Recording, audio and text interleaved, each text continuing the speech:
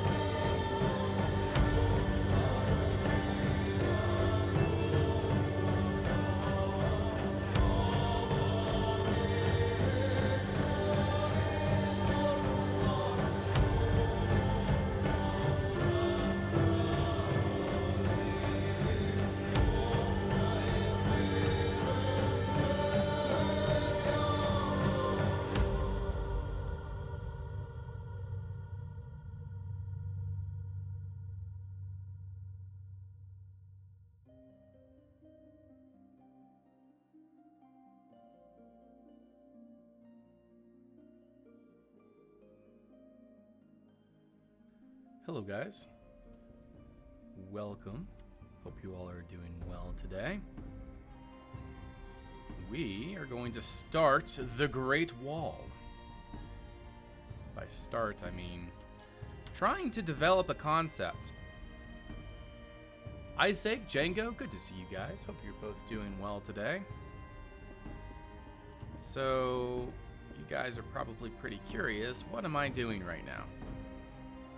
So, ultimately, what I'm trying to do is make it look like these stones, these monoliths, they grew out of the ground. They were not placed there through magic or something. They were placed there, or they grew there. And so what I'm trying to do is kind of represent, you know, guys, how like tree trunks, they have like root systems that kind of come down and they kind of jut out at the bottom and into the ground. Well, that is the gist as to what my thought process is for this right now, is I'm trying to make these like roots coming out of it. I'm not sure if andesite is going to be the material that we end up using. In fact, it probably won't be, but I'm using it right now so that number one, we can see it. And then number 2, it has a good contrast, and that's kind of what I'm looking for, is something with a good contrast to the limestone. The next brain, good to see you. Welcome to the stream. Hope you're doing well. But yeah, ultimately, we are just trying to make these stones look like they grew out of the ground. We will see how well we can represent that, but it all kind of depends on, I mean, ultimately these rocks are kind of like strange. You know, maybe what we could do is like a few little tendrils kind of poking up out of like the main, you know, maybe something like this every now and then, little tendrils kind of coming out. And I'm kind of basing this off of something that I did on Darwin when I was building my Dark Elf plot. The terrain was designed to make it look like it was grown out of the ground. And I'm really liking the contrast of this andesite. We might try some other ideas here. Cal Lord, we are working on the Great Wall that separates our lands from the lands outside. Eventually, this wall is going to be all the way around our project. And it's going to be, even there, it's going to have like crisscrossed monoliths. But anyways, just trying to figure out how to develop this idea into something that we can work with.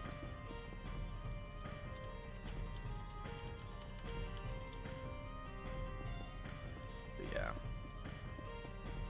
Slowly but surely, we'll get something. Hey John Fig, welcome to the stream. I hope you're doing well today.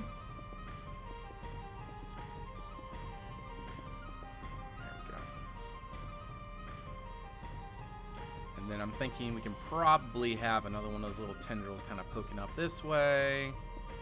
Like these are like little branches. And then maybe the tops can be something different. You know, maybe what we can do is like the tops of these monoliths maybe can be like rhyolite or something. Let's just, I mean, I'm just gonna play around and see what this is gonna look like, but you know, ultimately I'm looking for color and contrast and stuff, but you know, that, I don't know, that kind of has a suggestive nature to it, so perhaps a different texture, perhaps even schist, or no, I don't know, maybe something white, like maybe an anorthite. I don't know how well this will look. Let's just check this out and see what this looks like. And don't worry, it's gonna have shape to it as well. It's just right now we are in the initial stage of this, so it's all gonna be very, very basic as we develop the idea. Super Steve, good to see you. Welcome to the stream. And then, of course, I would like that andesite to branch all the way up to the top here. Something like that. Not too bad. Farrar is working on the pen, the horse pen. He's been working on the horse pasture. So let's see here. Maybe we can have something like this right there. It's not too bad. Yeah, I don't want it to look like just a stone, right? I want these to look much more unique than that. And I think we're getting there. I'm still thinking something different for the top, like maybe even red granite. Let's give that a try.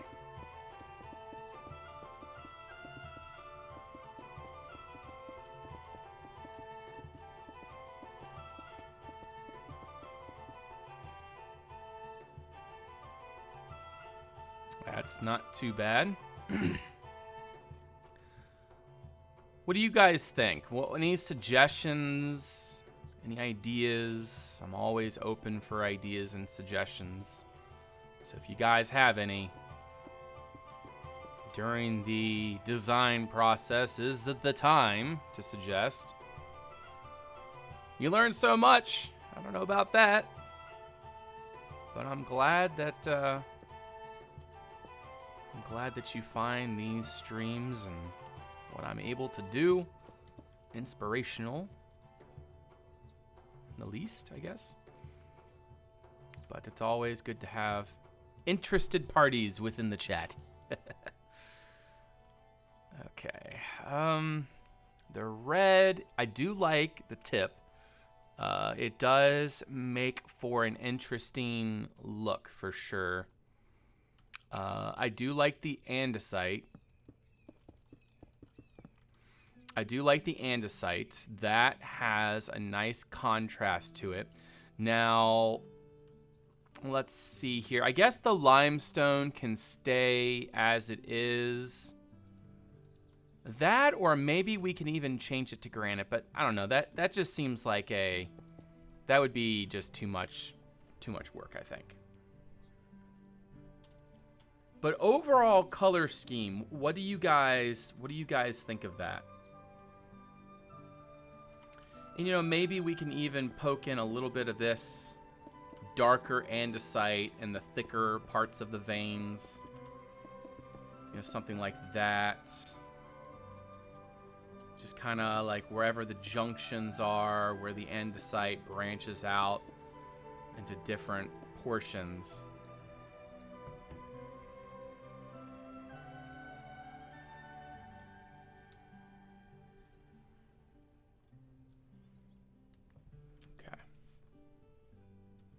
Yeah, I think we might go with this.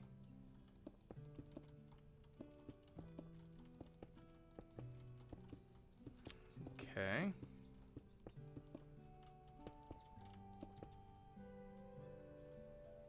Looking good.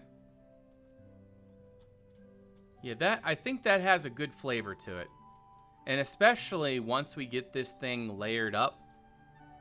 I'm not quite sure how in depth into layering I'm gonna get into this, because the problem is if I go crazy with layering, it's gonna take an absolute decade to finish this. Just one stone.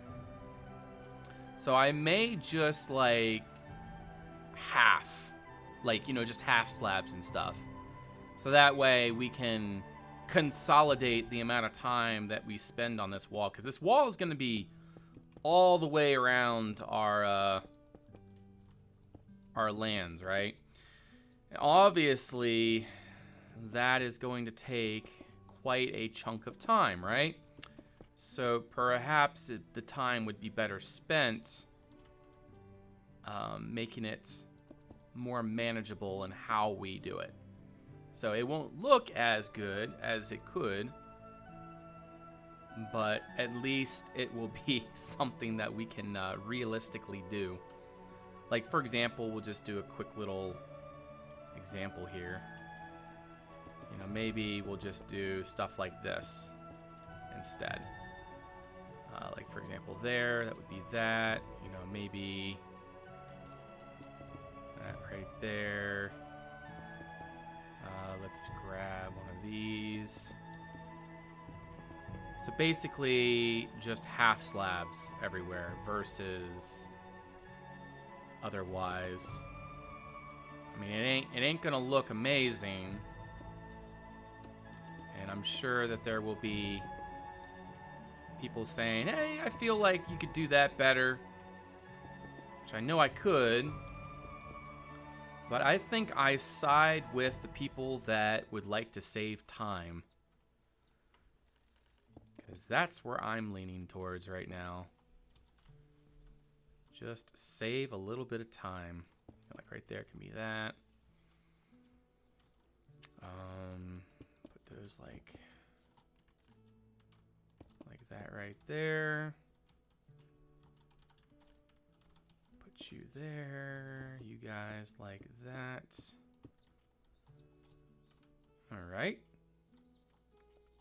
But you guys are starting to see how this is starting to develop, and this should give you an idea and hopefully an opinion, because that's what I'm looking for. I'm looking for opinions and or suggestions. All right, take you guys and do that. You there, you there, you there. And then let's see, maybe we can put that guy like that. Put you like that. All right.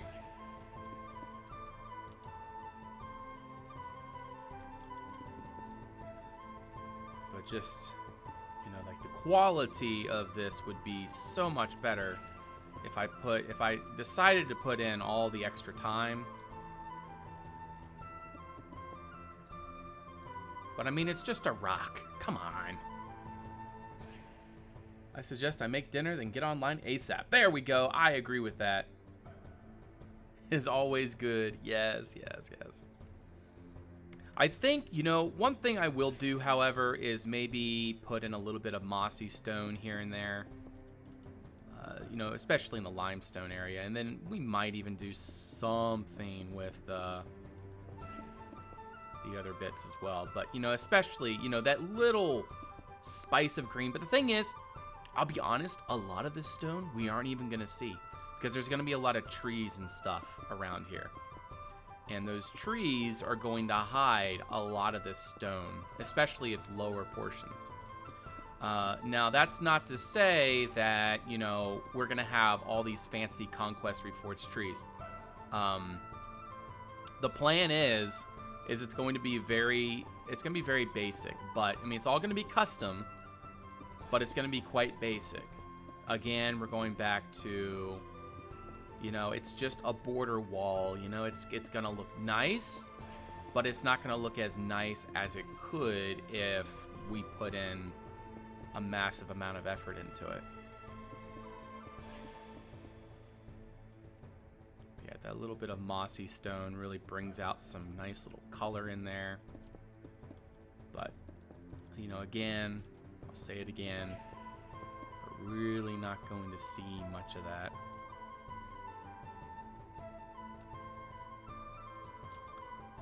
Yeah, we're going to go ahead and take that, do that. There. Again, just keep it half slabs, just makes it easier. Put you there and you there.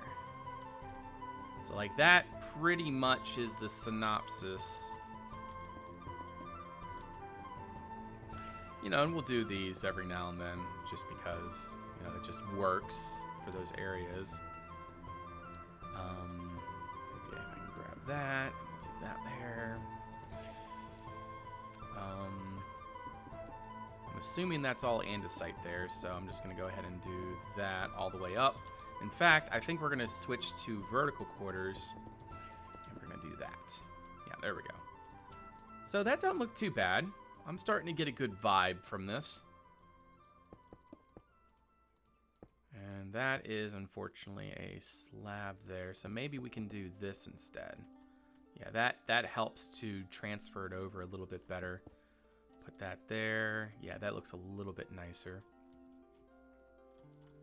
Okay. Beautiful.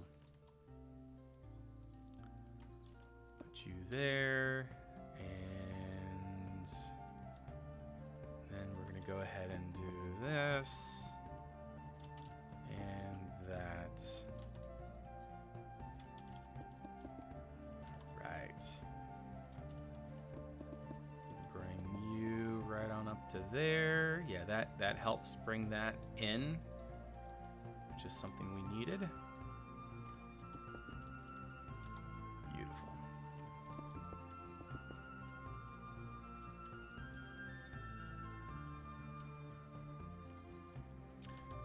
Yeah, nothing wrong with survival there, Super Steve. I enjoy survival. That's what we started this project in, and it was fun.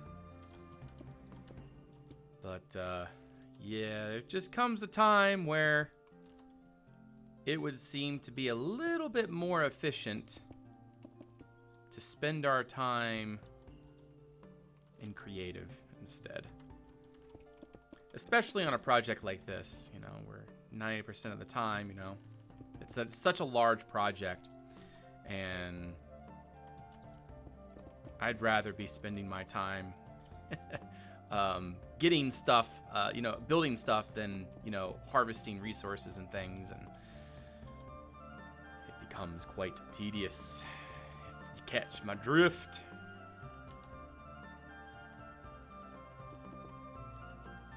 Go, and I think we're gonna go ahead and take a vertical quarter right there. I think that that's good enough, you know, even though we're not like superbly layering this. I think this is good enough. I'm happy with it. I ain't gonna complain. We'll be medieval again. The more people participate. No, we are not going back to medieval. Ever. Well, I mean, that's just me saying that now. But yeah, I don't enjoy, at least as of right now, I don't think I could go back to medieval ever again. Everything for me looking forward, like I just feel like medieval is just it's been in the Conquest community for so long, and it's like nobody knows any different, right? And so I think pushing forward and making things a little bit more creatively, I think that is kind of like where I would like this community to start thinking about. Like, you know, I want to see more dwarven fortresses or a dark elf citadel, or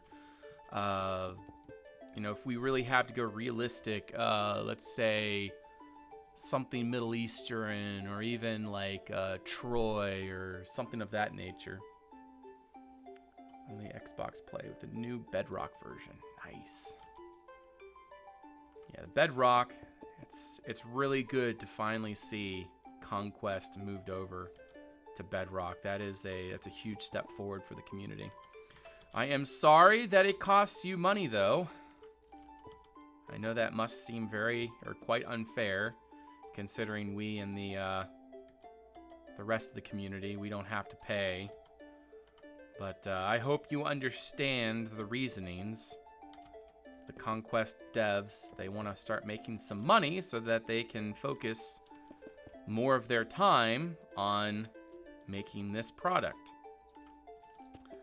which is what you know, as a Conquest user, is what I hope for. I wish I had more money to help the developers in achieving their goals and their dreams. Unfortunately, 9 times out of 10, I don't have it. You know, I got things too. We all got things we gotta focus on. All right. But yeah, the Bedrock.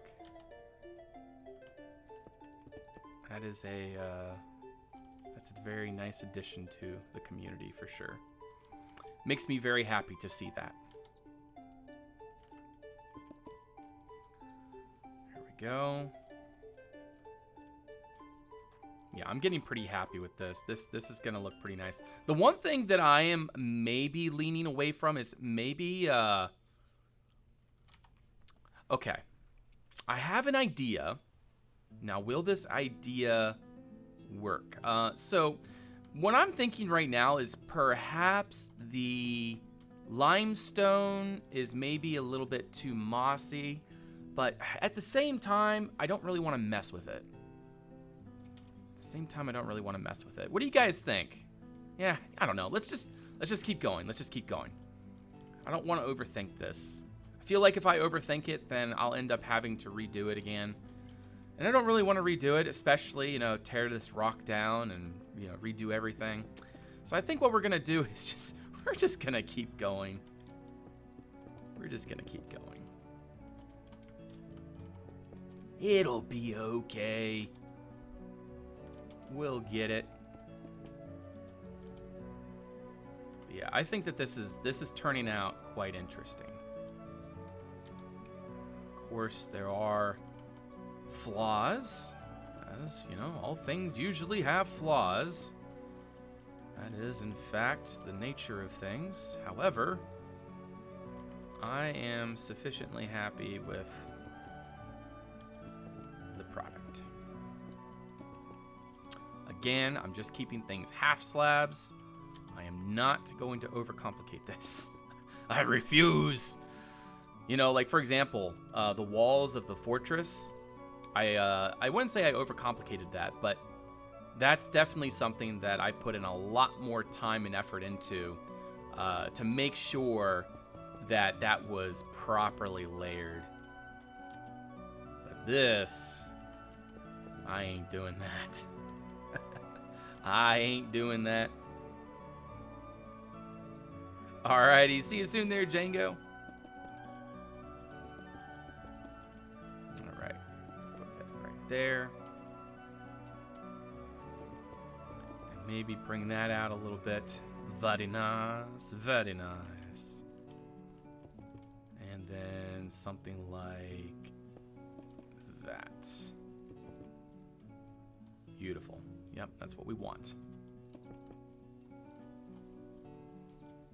You know, every now and then we're going to do a little bit of extra detailing with our layering.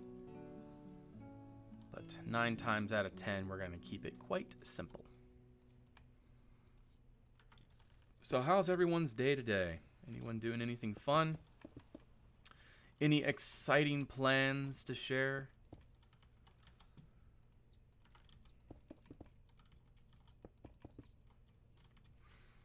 Go, and then I think what we're gonna do is take you, bring you up to there. Yes, looking nice.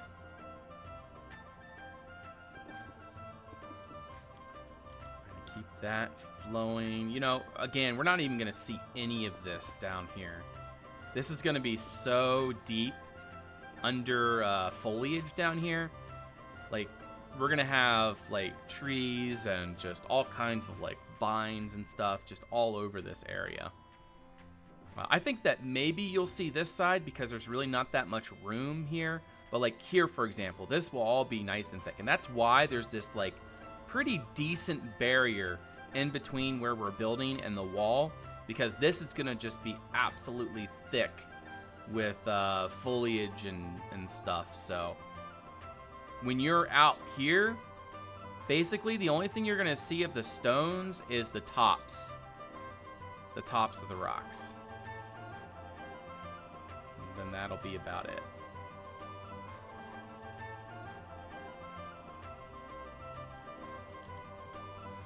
But I think we got a good concept now for these rocks. And then the next thing that we're gonna have to concept is the foliage and stuff that is around the rocks, because that's a pretty big deal. You know, we gotta concept that stuff out somehow. Gotta do something with it. You know what? We're gonna do this. There we go. I just wanted to kind of bring that out a little bit more, because I want the andesite to look like they're veins kind of pushing out from the surface of the stone. I think we're achieving that to a certain degree. then maybe we can throw this guy right there. Yeah, that just helps bring that over a little bit smoother. You know what? I think before we actually start detailing the edges here, I think what we need to do is come around the back and start doing the back side as well. So we're gonna start bringing up a tendril right here, and I think it's gonna meet with this one. And we're gonna kind of like push it out a little bit. It's gonna do one of these numbers. And then it gets thicker as you get down towards the base. And then I think it's gonna kind of come back this way. So it's like it grew up and then around and then back. And then it's gonna have a little tendril poking up over here and meeting the other root. Because you definitely want to keep these decent sized patches of limestone. That'll just help the overall value, because it adds depth and it adds contrast for sure. So contrast and depth, those values are very, very important on things like this. Okay, and this one, let's say this one will go all the way to the top, but I think what we're gonna do is it's gonna kind of like come from here, and then it's gonna kind of come up like this, and then it's gonna come like that, and it's gonna be more or less straight, and it'll make it up to here, I think. And then all of this up here is going to get changed over to granite, just like that. And I'm thinking what we can do is maybe mix in some geodes up here. Maybe what we can do is that there can be like those red crystals like what we have in the caves. And I'm not thinking to do that on the smaller monoliths, but just the bigger ones. And having these glowing, like the tops would be kind of glowing. That could be a really interesting detail, I think. Okay, let's keep with these andesite details. And see how quick this is going? You know, because we're not going into the fine layering route. You know, if we were to be doing fine layering, you know, every layer matching it up and everything. If we were to be doing that, this would take an absolute age just to get one stone done. But by what we're doing here, what we're doing is we're trying to just make it look good from a distance, which is, you know, pretty much their design purpose. You know, they're supposed to be looked, you know, they're supposed to only look good from a distance. You're not supposed to be like walking right underneath them or right up next to them. So that's kind of, you know, a design feature, should I say. Purposeful design. There we go. Laser Lord. Yes, it's good to be live again. Good to see ya. Hope you're doing well today. We are currently working on the Great Wall of the Duni. The Great Duni Wall. And right now I am developing a concept for the monoliths. And the current plan is to have these just like veined monoliths. Pretty much, you know, obviously stones of this size would be practically impossible to put in the ground, right?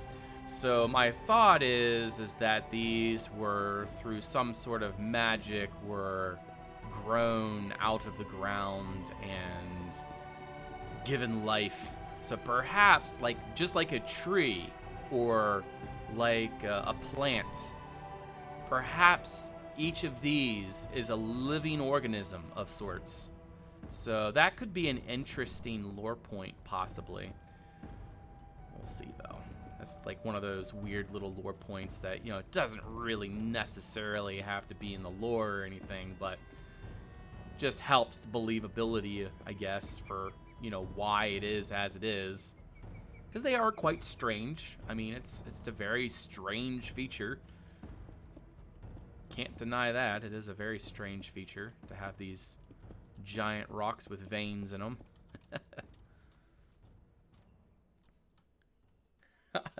Hey there, Ragthagar. How you doing?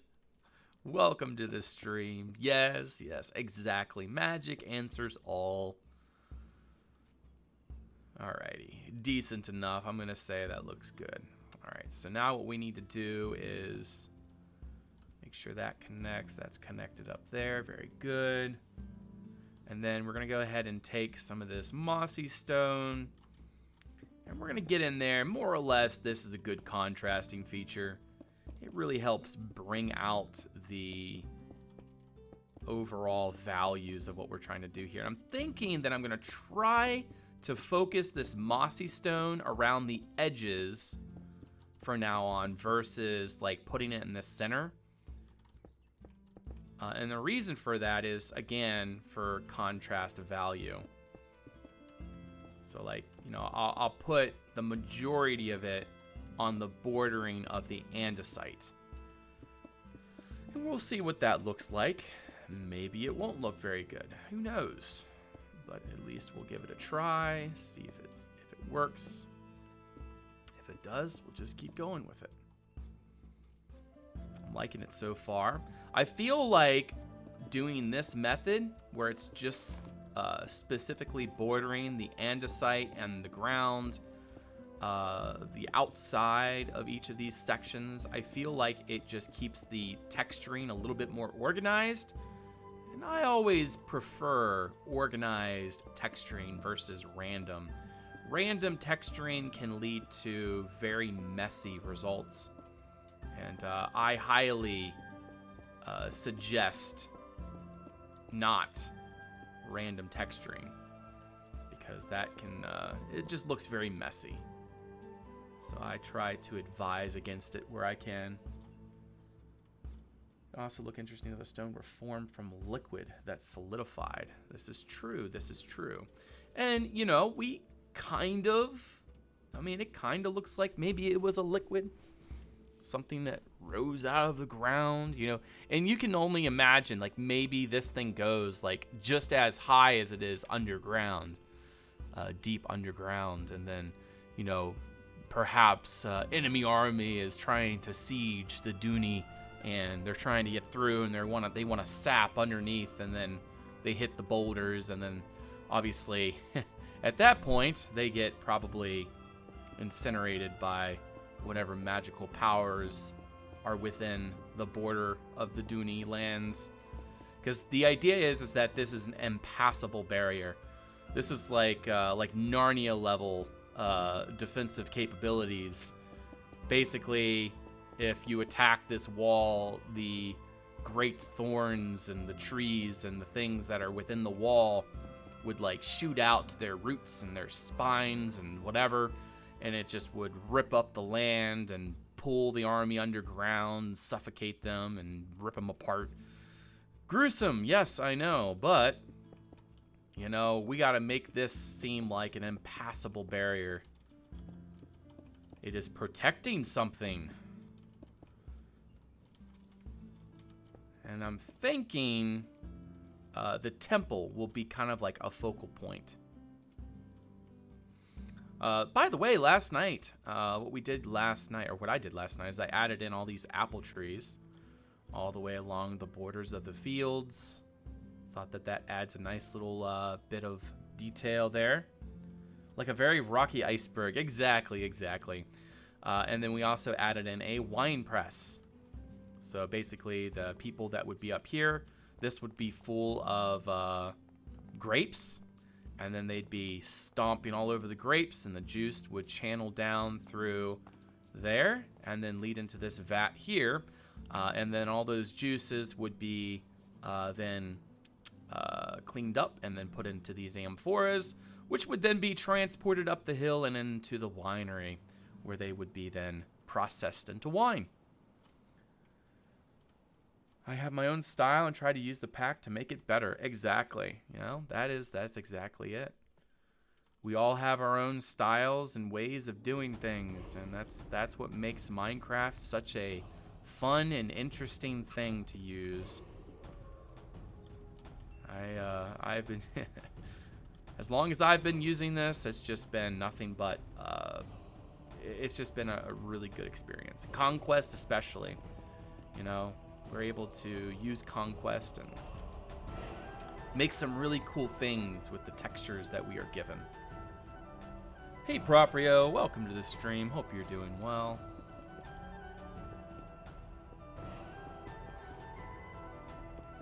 Okay, get that on up through there. Very nice. Beautiful. Yeah, I like this weathered andesite. It's a much darker variation, and it really adds a nice bold spine to each of these vines, or veins, should I say, as they climb up the monolith. So currently we are working on the Great Wall that defends the Dooney lands. And so what we are working on right now is concepting one of the larger monoliths so that we have a good idea as to what these are going to look like. And I think we got a pretty good design going here. I'm pretty happy with it so far. And there will be like these big gates. I'm thinking there's going to be one gate right here. That'll be the north gate. Then there's going to be a east gate. I'm sorry, a west gate. It'll be somewhere around here. Maybe like around, maybe there or there. Somewhere around this area will be the west gate. Then there will be a south gate, which I'm thinking will be right here. And then there will be an east gate. And I haven't really decided on where that one will be, but I'm assuming probably somewhere either here or maybe even down here. Not yet, not yet. Yeah, we don't have World Edit quite yet, but at some point I'm sure we will. Rect has been busy with other things, and so he hasn't been able to get the server updated, but I mean, ultimately it doesn't really matter to me because I don't mind not having World Edit. It forces me to slow down and really focus on things and not rush, because World Edit can be one of those things. It can be dangerous. It can lead to rushing through things, and you can really tell when something starts getting rushed. And I know there are people within the Duconian group that would greatly prefer having World Edits. But to me, it is just, it really doesn't matter. I don't need it, you know? I don't feel like I need it. I'm perfectly happy. This particular process, well, I mean, not really. I honestly cannot think of how World Edit would speed up this process. Because pretty much if you start using World Edit on this part, again, you're going to have that World Edit watermark. And that is something I really don't want for what we're doing right now. And by the World Edit watermark, I mean like things can start looking very... It's just like, say, for example, maybe you use Voxel Sniper, right? If you use Voxel Sniper and you make terrain out of Voxel, lo and behold, everyone knows you made that terrain with Voxel, especially if you're familiar with Voxel, right? Or say if you make something using World Edit.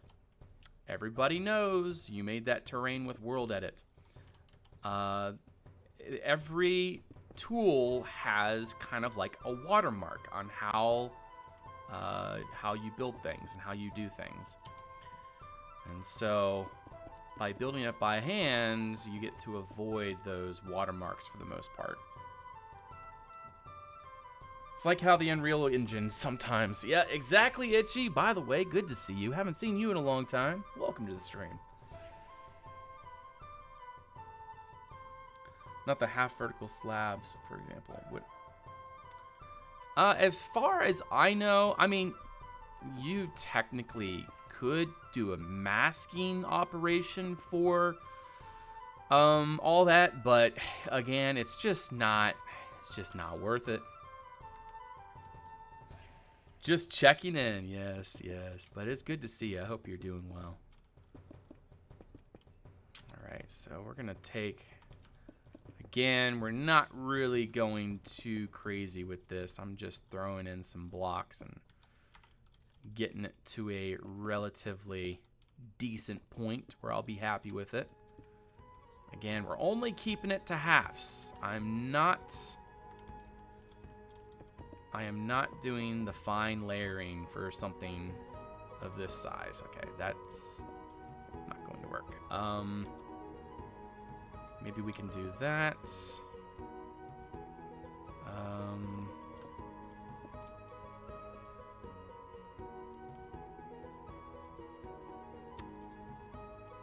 How do we make this not suggestive? Apple Flap, good to see you. Welcome to the stream. I'm having troubles here. Maybe what we can do is something like this, that, and then that. Yeah, I feel like that might work.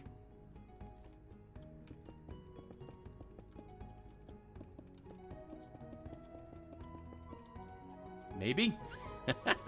Boy. We're still experimenting. I feel like that looks decent. We'll keep playing around with it, seeing if we can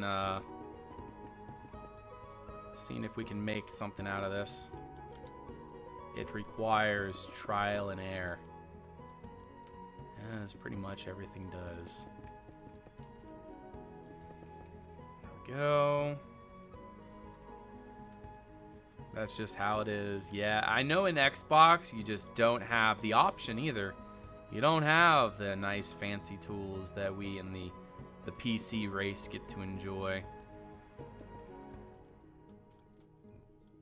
I feel like I would fit quite well into the Xbox. Excuse me, into the Xbox and what do you call it? The Bedrock community, the Bedrock way of doing things. Yeah, I don't mind. I don't mind one bit. Gonna take a stair block, put you right there.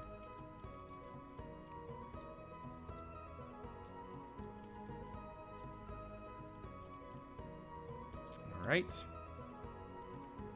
Does anybody have any qualms about what we're doing right now? It's getting to be too late.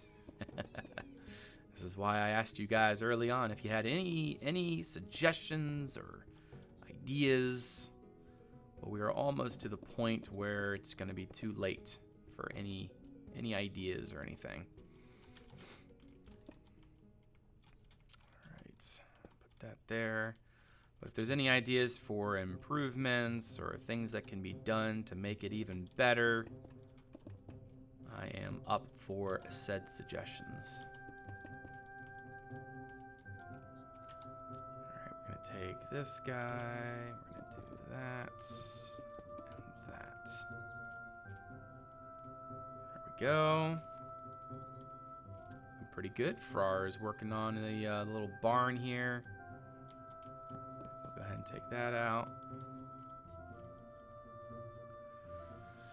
Okie doke. Well, that's something. Let's go ahead and take, I'm thinking a stair block, put you right there. Yeah, that helps a little bit. Trying to figure out ways to help transition a little bit better here. Perhaps something like that would work better. Yeah, there we go. That's a little bit better there. For right here, you know, maybe we can start using that. And then bring you on down. I'm thinking just something like that.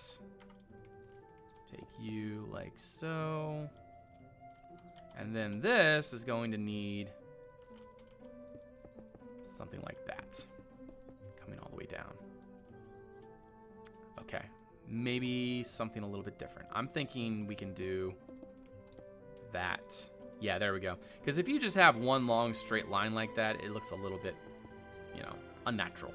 So we're going to avoid stuff like that where possible. Bring you out. Bring you down. Bring you on up to there. And then we'll do that. Okay. And I'm thinking we can maybe do that. Okay. I think I can live with that. And again, like I keep saying this is only the foundation. You know, we're barely gonna see these rocks. So what we're doing right now is just kind of like, you know, we're just doing it because it's just quality standards. But we're not going to see much of these rocks by the time we're done with them. They're gonna be so hidden behind foliage and just lots of detail and stuff. It's gonna be, you're basically, you know, the larger ones you're gonna see maybe, you know, from there up. This one you're probably gonna see a good bit of it, but it's gonna be so covered in vines and stuff. That'll do. Hey, Ronan. I'm trying to avoid the suggestive nature of you know, what we're seeing here there, Ronan. Am I succeeding, or is it okay? Or is there an issue, should I say? I'm attempting, because the idea is we want to make it look like these grew, right? And so my thought is like it's just very interlaced and everything. Oh well. You know, maybe one thing that we could do for the top is maybe just bring it,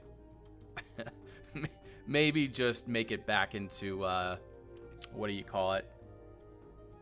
It's an homage for Jurassic Park, right? There you go. We'll go with that. We'll go with that, Ronan. Yes, that's exactly it right there. Oh, goodness. All right. I'm hoping, my plan I'm hoping to get all of this side, at least the rocks, done by the end of this stream. That is a goal. Will we achieve this goal? I don't know, but at least we can give it a try. Streamlabs froze on you. I'm sorry there.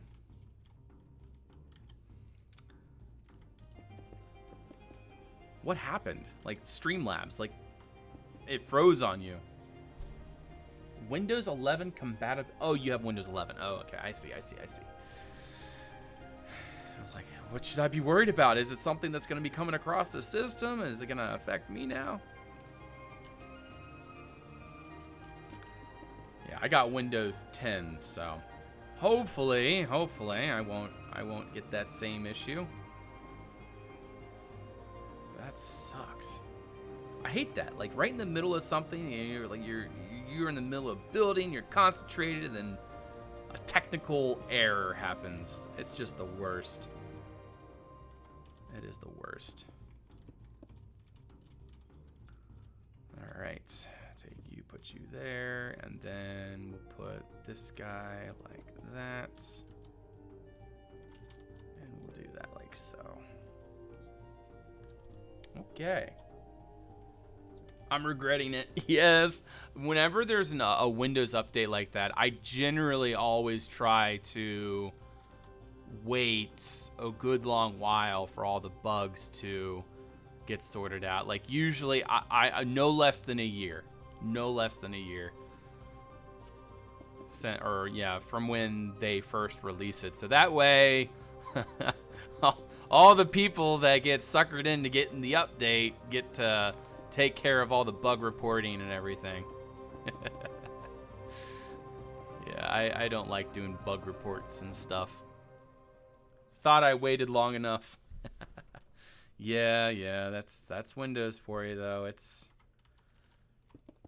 But you know, that's everything. You know, everything has bugs, especially right out the door. But with Streamlabs, that is horrible. How dare they?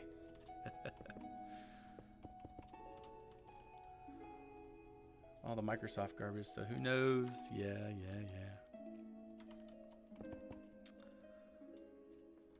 But yeah, see? This looks good from this side. Nothing suggestive there. But perhaps there, but well, we'll keep going. See where this goes.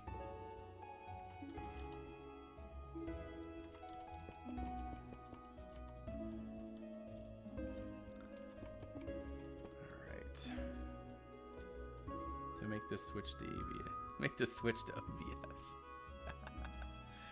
Yeah, I've been using Streamlabs to stream for quite a long time now.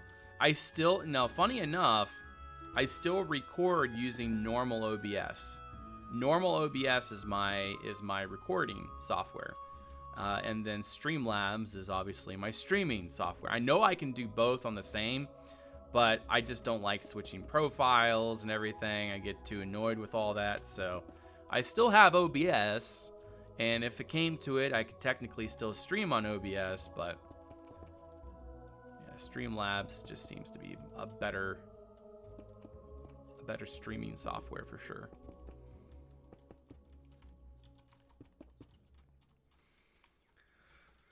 Okay, bring you out. I'm thinking we can probably do like that. All right, let's go ahead and bring you on up. And then something like that. I'm gonna say that's happy. Yeah, I'm happy enough with that.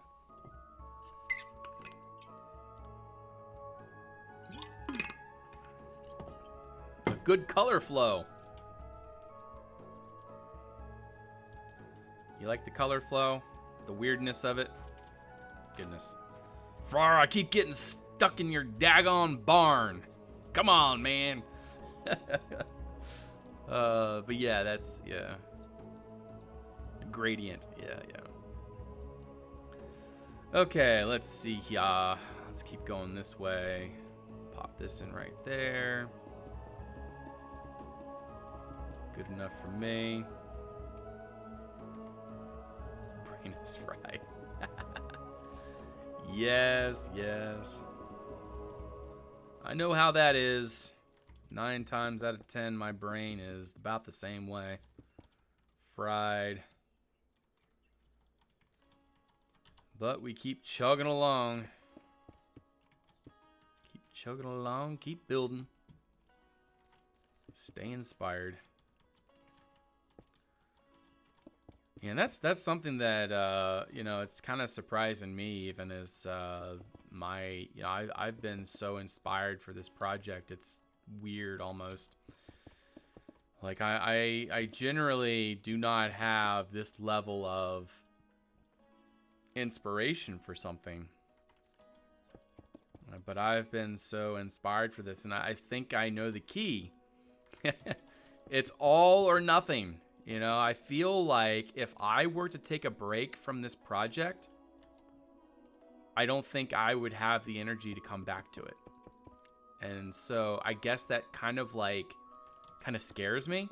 And so I put everything I have into this project.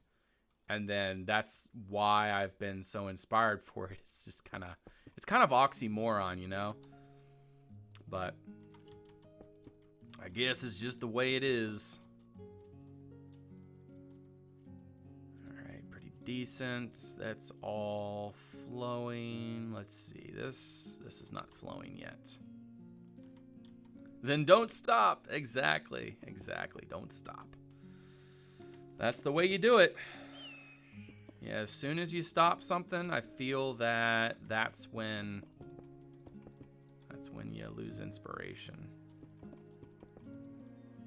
As soon as you take a break, you move on to a different project, start doing this, start doing that, and you just lose it. And that's definitely something that I am looking to avoid. 1 second, guys.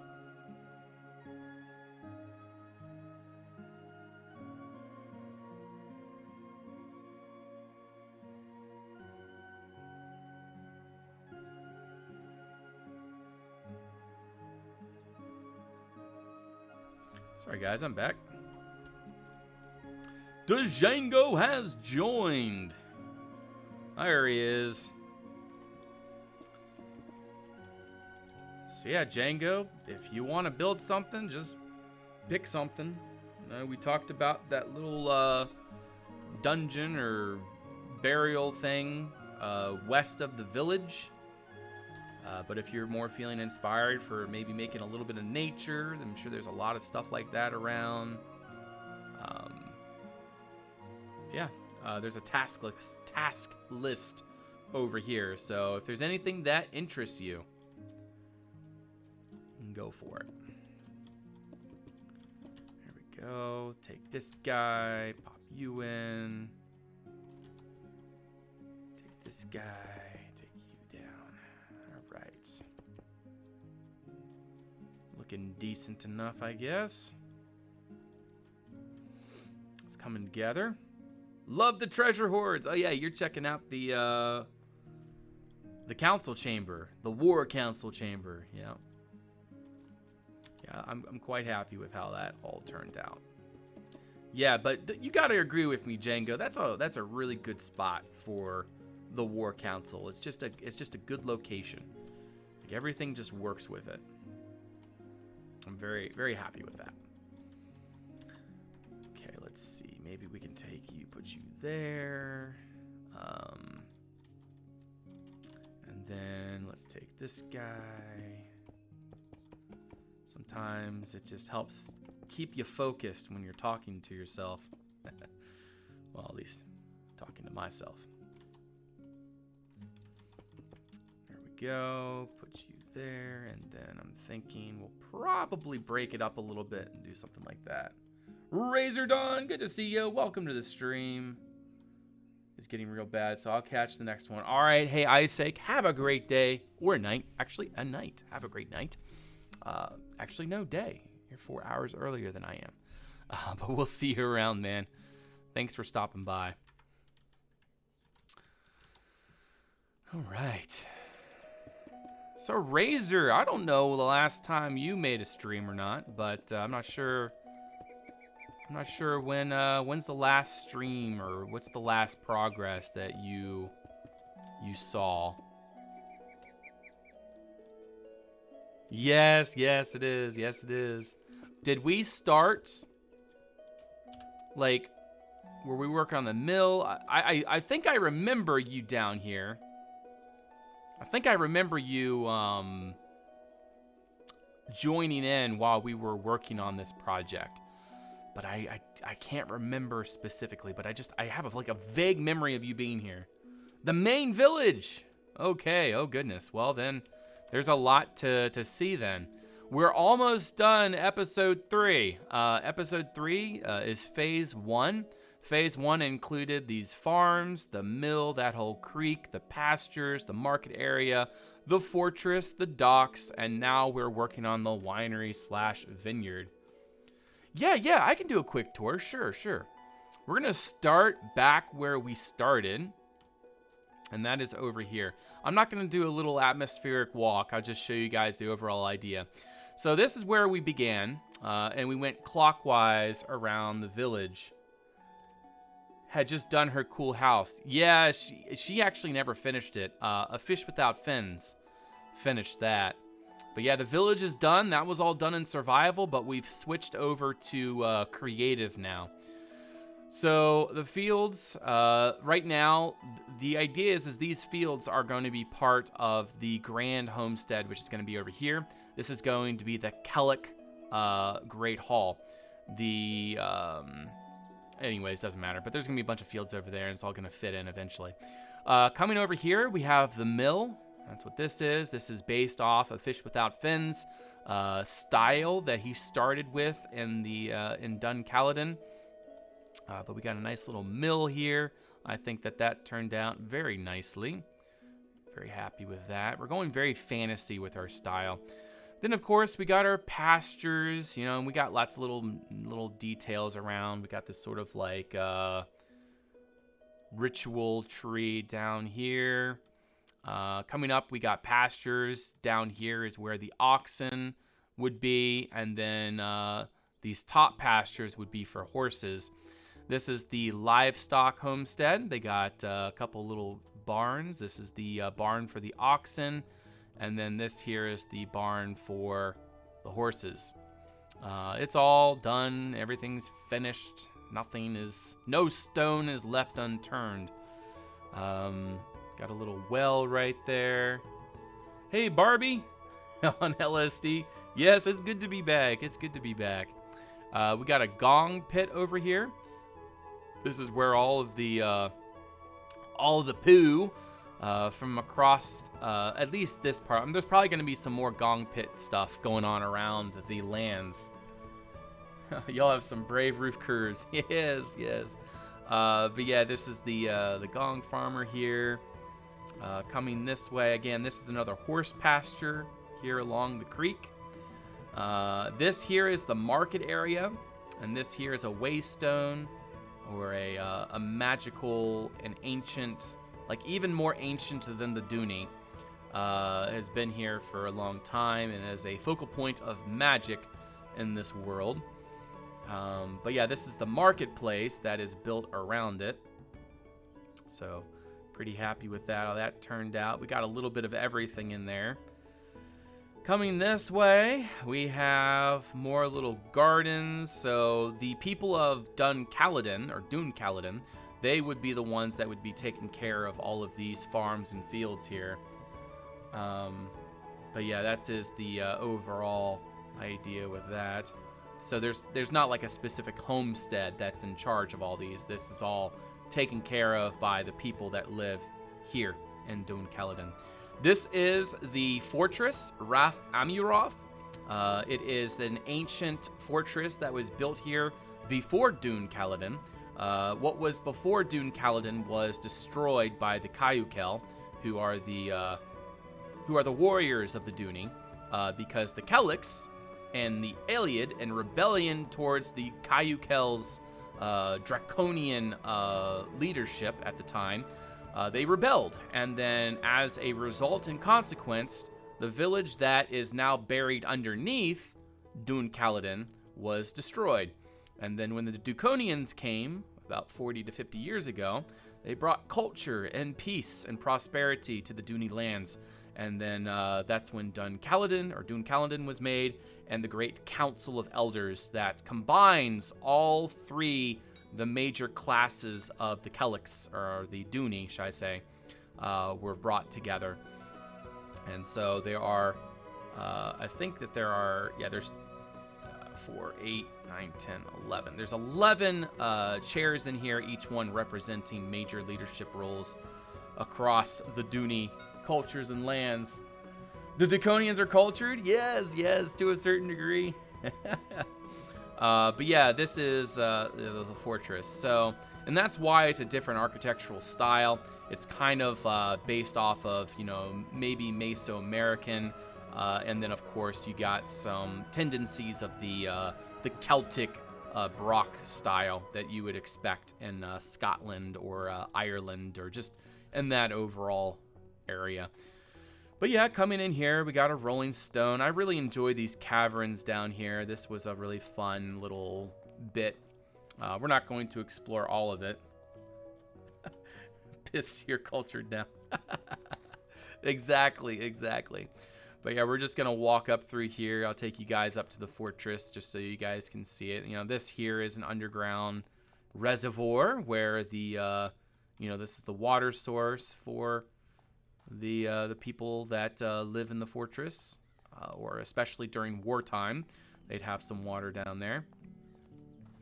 And then this is the inner chamber of the Baroque. But anyways, that is Rath Amuroth.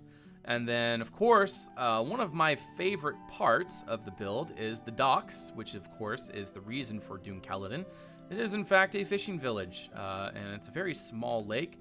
But Thomas has been digging a river to at least represent that the Dooney have access to the ocean as well.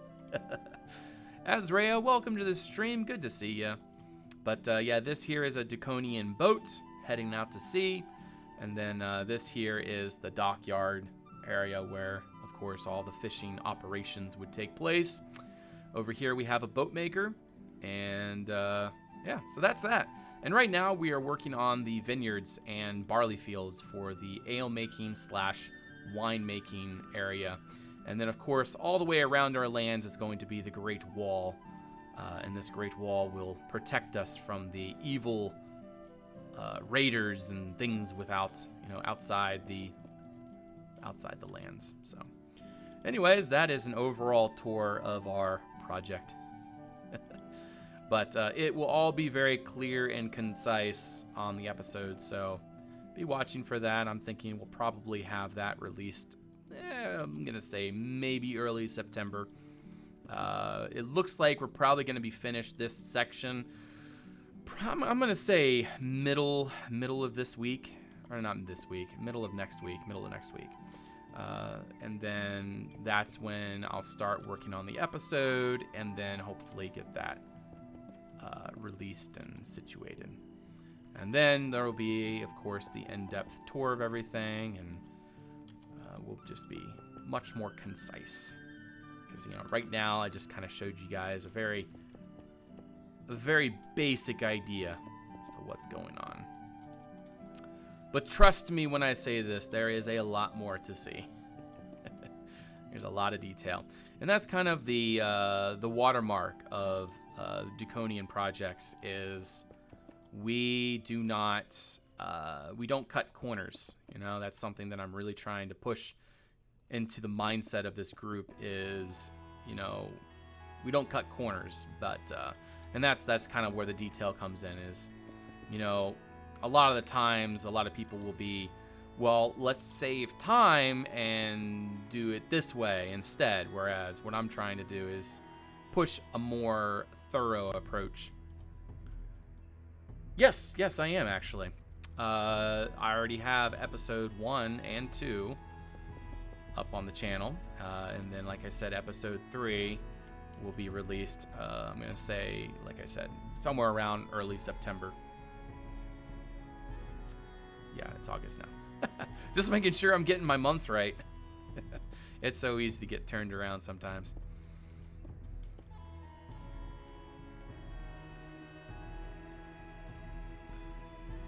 Okay, let's keep this going.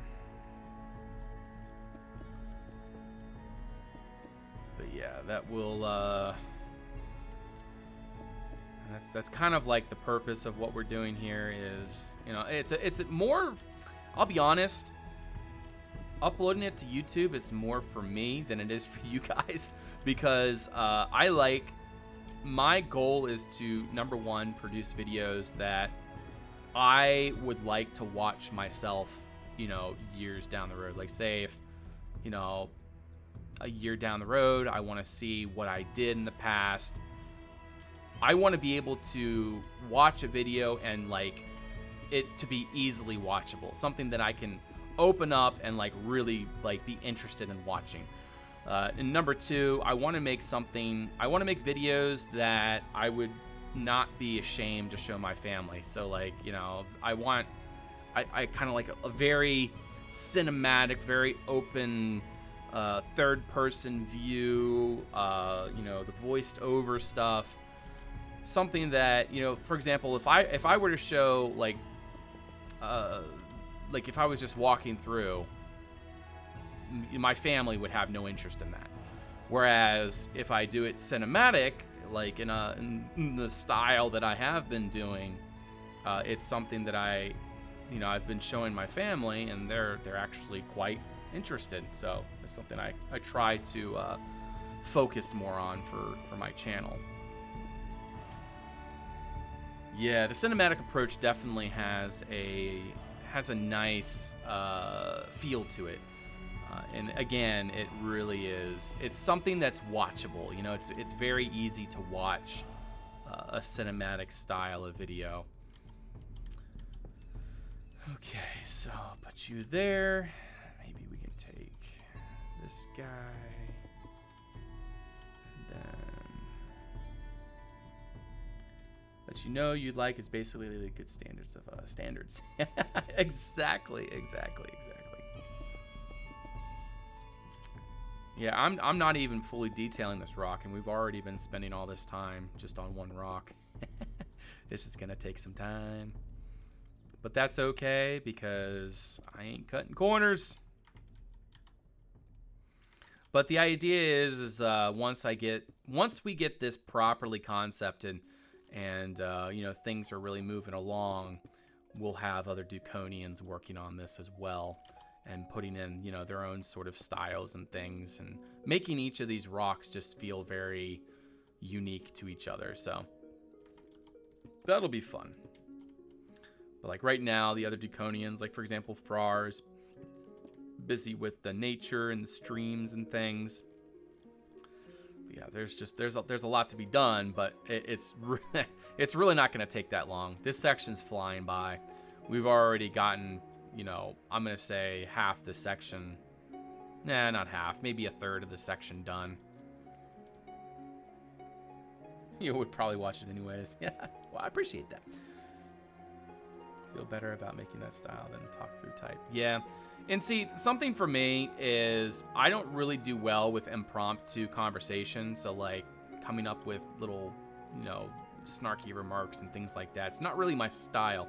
My style is a much more, what do you call it? Is a more calculated approach. I prefer knowing exactly what I want to say and then saying it concisely. It really helps weed out the ums and the uhs and the pauses, and it helps keep things more natural. And that's really a style of video that I'm trying to aim for. Being not necessarily, I'm not looking for professionalism. I'm just looking for something that's easy to watch. And like I said, it's more important for me to be able to watch it back versus you guys. You know, it's there. You guys can watch it if you want to. That's great. But it's more of a, you know, me and my family kind of thing. Like I love showing it to my son. My son loves seeing my videos. You know, I'll tell him I'm working on a video, and he will not stop asking me, when is your video going to be ready? And I'm like, it's eventually in about 2 months. RCS Games, good to see you. Welcome to the stream. But yeah, that's kind of my purpose with how I do things nowadays. And I kind of, like, for me, I really don't care about my YouTube channel, but I really like the fact that I can make projects and things last on my YouTube channel. Like, it's gonna be there, and it's something that's, you know, I can put all this effort into it, and then, you know, it's still there years down the road, and I can easily reference it. And it's a much better mode than, say, screenshots or something, because screenshots are great, but I just prefer having it in video form, and it just makes it's more fun. Plus, I do like making videos. It is a fun thing, you know, and I'm trying to learn different styles and ways of doing things, you know, learning techniques. It all kind of culminates and becomes something eventually. And for example, like this series, I'm pretty much basing how I do everything, it seems, off of you know, sticking to a video format. And sometimes it can be stressful because maybe someone wants to go do something else and they don't really want to work on like a specific area like that we're working on at the time. But ultimately, this section by section format has been phenomenal, because all of the previous sections completely done. No stone left unturned. All interiors are finished. All detailing is done. And that is a far more motivational factor than it would be, say if Frar was building a little something over here, or Django was on building a little something over here, or Saltheart was on building a little something over here, and then I'm building over here. We got all of this disconnected stuff, and there's nothing bringing it together, and it will just make the task feel that much more impossible. Whereas the fact that we're focusing more on a let's do this in sections, it just brings out a far more motivational and enjoyable atmosphere. Yes, it's kind of like forcing, let's get this part done, let's get that part done, but ultimately the big picture idea is far more achievable. I'd be doing anything else in screenshots if my PC wasn't garbage. Yes, I understand. Yeah, and some people can't, and I understand that, but it is the way it is. And I just hope that my computer will stick it out with me. You know, I always kind of worry that, you know, one day it'll crash on me because, you know, for example, my hard drive has been having some weird issues lately where it'll run at 100%, and then I have to restart my computer, and it has something to do with disk allocation, and it's just having trouble deciding where to put like some kind of file, and it's, anyways, I thought I fixed it, but it seems to keep coming back. So, you know, maybe I'm gonna lose a hard drive here sometime soon, I don't know, but if I do, that'll be not fun. Maybe I should be proactive and try to start moving stuff over. But the thing is I don't have another hard drive. I have an external Passport hard drive, and then I have one 2 terabyte hard drive, which is separated into two 1 terabyte partitions, and then I have an SSD, and so yeah, I don't know what to do. You know, maybe I should try to purchase another SSD. Ultimately, that's something I should have done in the first place, was just go with, you know, an SSD. But man, if you want to get like a terabyte or 2 terabyte SSD, you better be willing to drop a pretty serious chunk of money, because they are not cheap. Not cheap at all.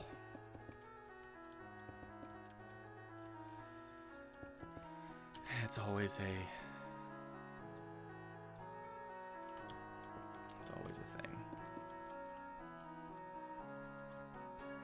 Budgeting. Gotta budget. Can't buy everything. You know, you want this and you want that, but, you know, got a house to fix. Got mouths to feed. How many people are working on this project? Well, I mean, reliably, I'm going to say Frar. Saltheart was for a while. He's in Barcelona right now, so he's going to be 3 months mostly out. A Fish Without Fins comes on every now and then. But Frar, I'm going to say he is the most reliable of the builders coming on. Zazzy comes on. He's our trial Duconian right now. But yeah, it's pretty much, you know, there are others that come on every now and then. But yeah, it's mainly Frar. A Fish Without Fins, let's see. There's others. Django is on right now. Fingolfin comes on sporadically. He hadn't been on for quite a while. And then Thomas Vox, or Thomas, he's been working on the homestead up here. So he comes on every now and then. Drive pieces are up again. Yeah, everything is up again. Everything. It all costs a lot of money. But yeah. But that's not to say, I mean, they all have good reasons. You were just asking specifically who all is involved in the project. But yeah, I mean, pretty much all Duconians have put something into it. Like even Boitmew did, like, you know, he was here for maybe an hour, did a little bit of something. Let's see, Django, Fish Without Fins. That's okay. I'm gonna count all the people that have contributed. We got Frar, Boitmew, Fish Without Fins, Django, Secleton, Fingolfin, Meso, Salt, Thomas and Vaughn. So about 10 people have participated in this project. You know, little bits here and there. Okay, let's do this guy. And then something like that. Put this guy there. Beautiful.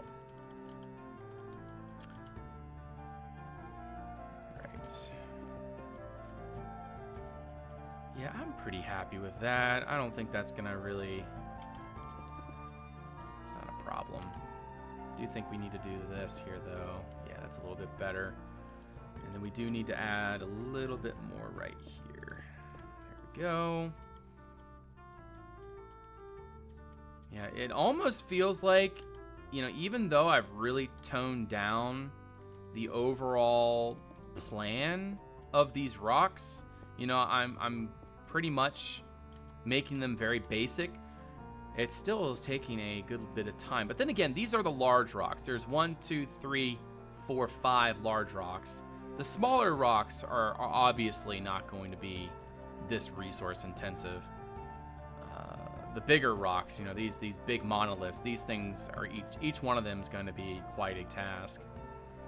And like right now, I think I'm almost done. You know, like right here, there's still some stuff up here. We'll get this done pretty quick.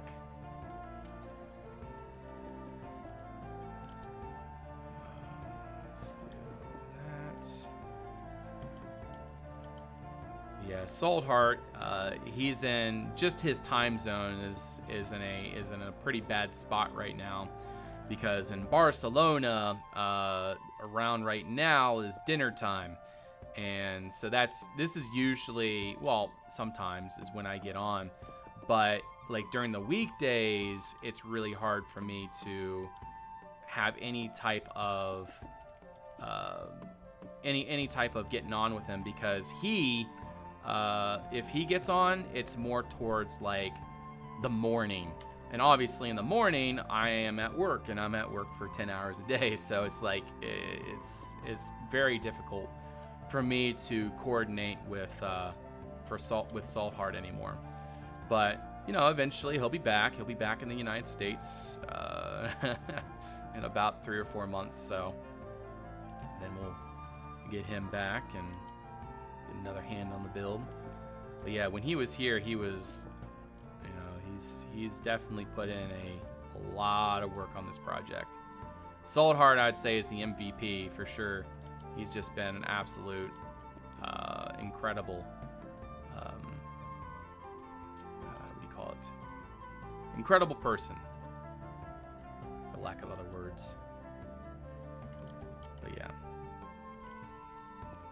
But that's the cool thing, you know, working with other people. It just makes this a much more enjoyable atmosphere, much more enjoyable. Yeah, I think the days of building alone, those days are over for me. At least hopefully. But yeah. Let's see here. I think that is pretty much done. Do you guys see any particularly blocky spots that need to be worked out? It's kind of hard to see on the shadowed side, but I think that pretty much covers it. So now we can kind of come back here and just kind of, you can see, I mean, it's really hard to see. Let's do time set day. Yeah, it's really hard to see. You know, with shaders, the shadows and stuff does not really work quite as well. Let's see from this side. Yeah, I'm really happy with that. Time set day. Now, one thing that I think we can do to make it that much more interesting, because all my friends are busy when I'm not busy, and I'm busy when they aren't. Yes. But see, the thing is with group projects there, Razor, it's yes, but see, if you get a big enough group together, eventually people will start being able to coincide when they get on. But when you got a small group, then, you know, this person gets on and then nobody gets on, and then the next person gets on. So right now, the value of this particular group is the fact that when you get on, you're guaranteed to see progress. And that is what's really cool about what we're doing here is, you know, everyone gets to enjoy progress when they get online. So that's definitely a plus for sure, but you know, what am I doing? No, I want that to be granite. All the way around. Dang it. All right, those are not the right ones. We'll take that, take you. All right, it really doesn't matter. We're gonna take some invisible lights, and we're gonna take this guy, put you there, take you out, put you back. All right. So time set night. Okay, what do you guys think? Is that worth it? Putting a little light at the top of each one? Or do you think that it should be more like something like this? I don't know. What do you guys think? Maybe we can kind of do something like this to make it feel a little bit more hidden, I guess.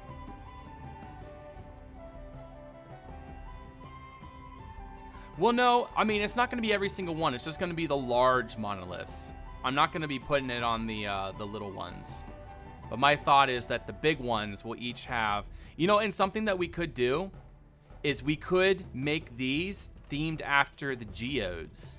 So like this one will be red, the next one can be green, the next one can be white, the next one can be obsidian and purple, and that way we can have varying colors going across each monolith. And I'll show you what I mean. Time set noon. I'll show you what I mean. We'll go down into the caverns underneath. All right, so down here, you know, we got the crying obsidian with the purple geode. We got the white with the diorite geode. We got the green with the serpentine geode. And then, of course, we got the red with the, well, this one doesn't have the red granite, but we're using red granite out there. But yeah, you guys get the idea, right? And it would make for a very interesting overall concept. You know, each one just has a little bit of a different top to it. And it looks pretty natural, you know, magical. You know, maybe they shoot like energy beams or something. I don't know, lightning. Whatever, we'll just go with it for now. Okay, so we're gonna do the same thing over here. We're gonna start with our little tentacles, I guess is what we'll call them. And obviously, since this is a smaller monolith, it's just gonna have like maybe four of these coming up. You know, really not that much. Maybe like clusters. So you think like clusters throughout? Because I'm more leaning towards the top because you're not going to see them down here. Oh, you're like one big one and then 2 to 3 smaller nearby. Ones have also red ones. That's a possibility. We'll see. But yeah, it just makes for a much more interesting and magical atmosphere for sure. And it's something I'm really trying to go for here, you know? I'm trying to do different, you know? I'm trying to think a little bit out of the box. It's kind of my my thing nowadays. I'm trying to steer away from realism as much as possible. But then again, I think my channel has always kind of done that. But, you know, of course, the channel was basically based on like medieval castles and things like that. Like Seabridge, for example, was very medieval themed. Stuff like that. But yeah, I'm trying to change that about what I do for my channel. Okay, let's see here. Maybe one more, but this one will just be a half one. It'll just kind of go up to there instead. Yeah, something like that. As a constant drive, it's kind of not ideal. Well, it is for me. It is for me, and this is the result.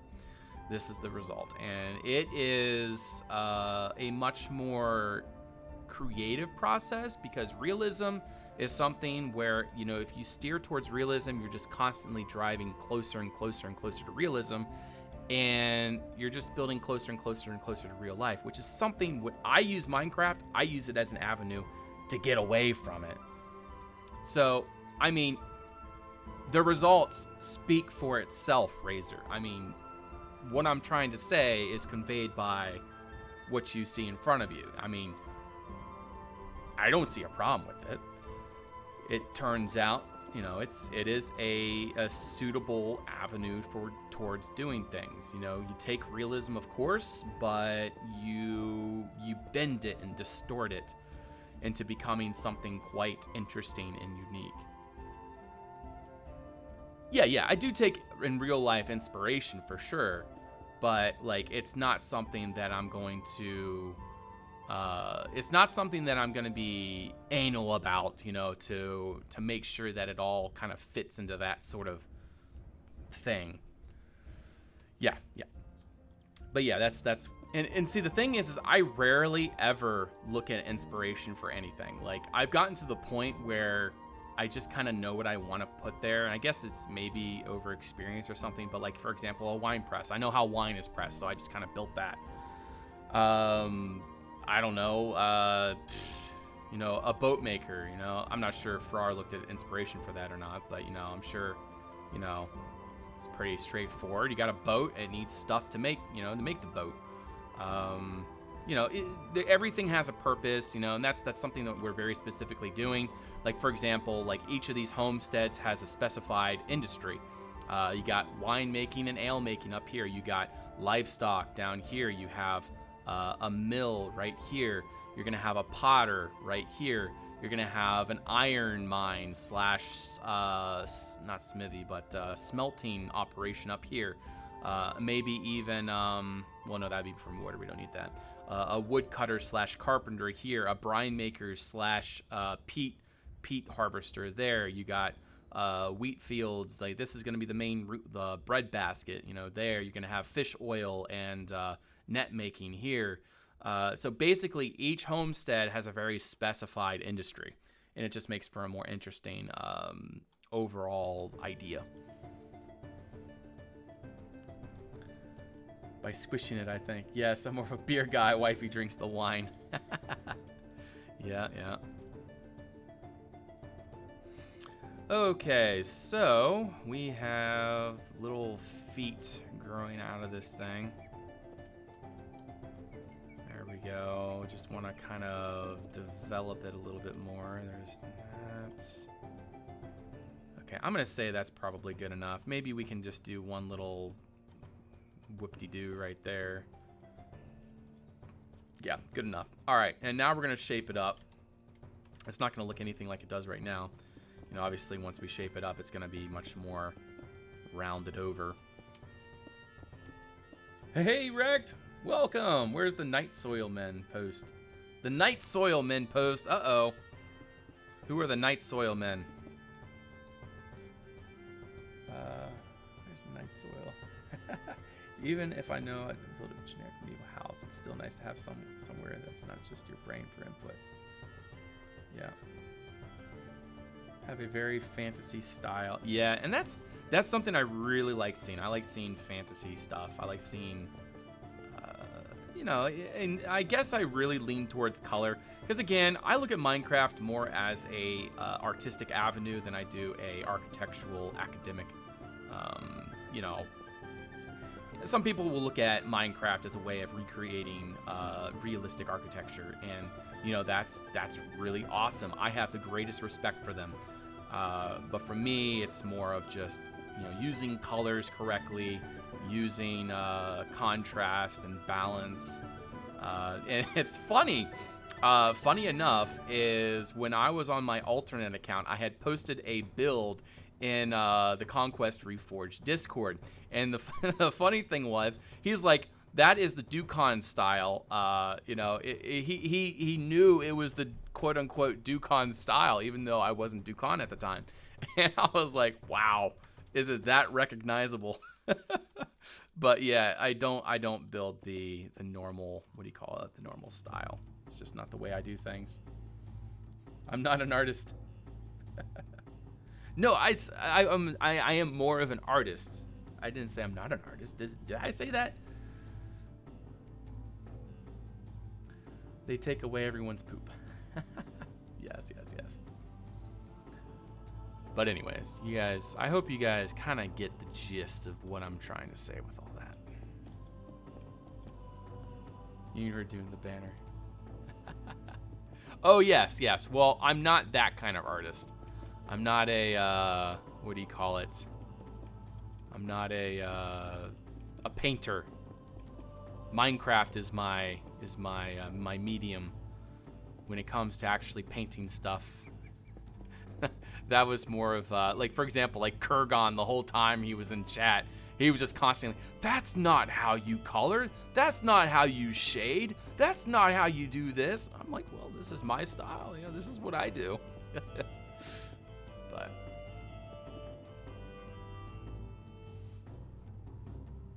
sounds like your streets will be littered with waste.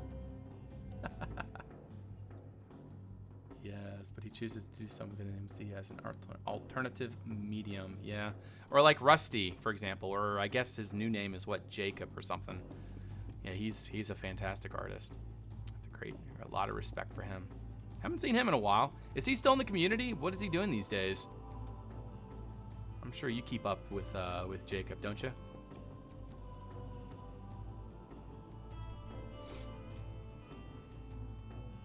No, we got poo. We got a poo spot there, Wrecked. It's over here. I'm not sure if you've seen it. That's the gong pits.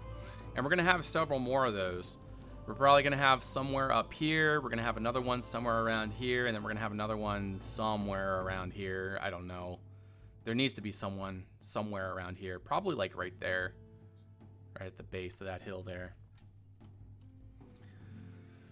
Okay, let's do some of this. Let's just kind of bring that out a little. It's a little bit more difficult to do this technique on the smaller rocks like this because there's just not enough. There's not a lot of space to play around with. So I think for these smaller rocks, I might be a little bit more lenient with how I'm layering. Instead of just doing half layers, I think I might go for something a little bit more interesting. We'll see. I want to be more free and use my lacking fun and exciting buildings, but I have a hard time to escape the correct building style. Yeah, Hillgrove, I understand. See, sometimes our minds are so, like, for example, the quote-unquote Dukon style. Like, sometimes I don't even mean to build the quote-unquote Dukon style, but I always tend towards building in, you know, a very specific way of doing things. And apparently it's recognizable. I never even thought about it until I had posted it, and it was just kind of like, okay, well, apparently that's a thing. Manor Lords, etc. Yeah. I heard that he's doing the concept art and stuff for Manor Lords. That's awesome.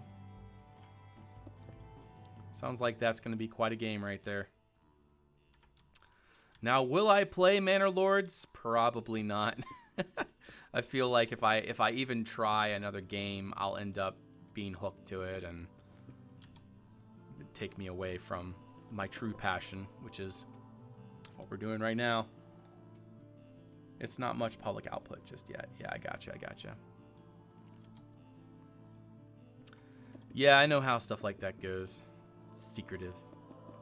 Gotta keep the big secret. And now there's zombies inside the monoliths. No. We'll do that, and then something like that.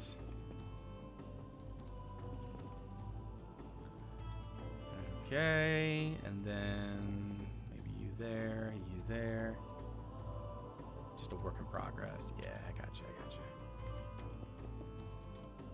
All right. I need one of you. Yeah, I'm gonna do this instead. Yeah, it's just really hard doing these little like feet coming out of these small boulders. They're not designed to have this minutia detail. You know, it's more of a large boulder thing, but I'm trying it on the small one. I think we're succeeding. I guess we won't know until we're finished.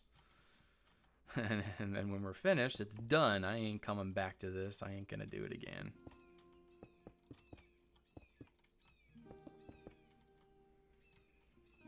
Yeah. Yeah, I got you there, Razor. I got you.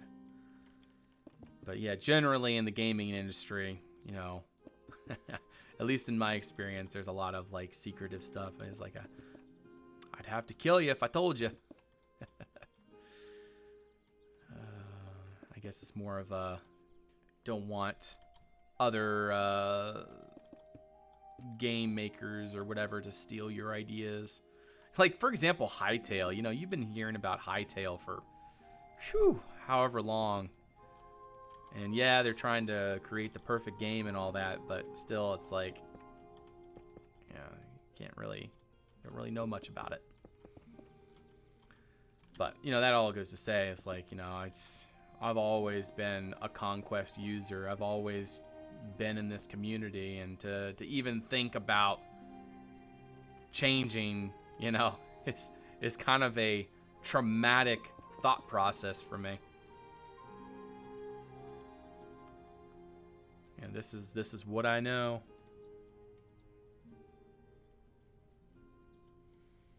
Because they don't want to show off half-bake, yeah. Don't mention Hytale. Yes.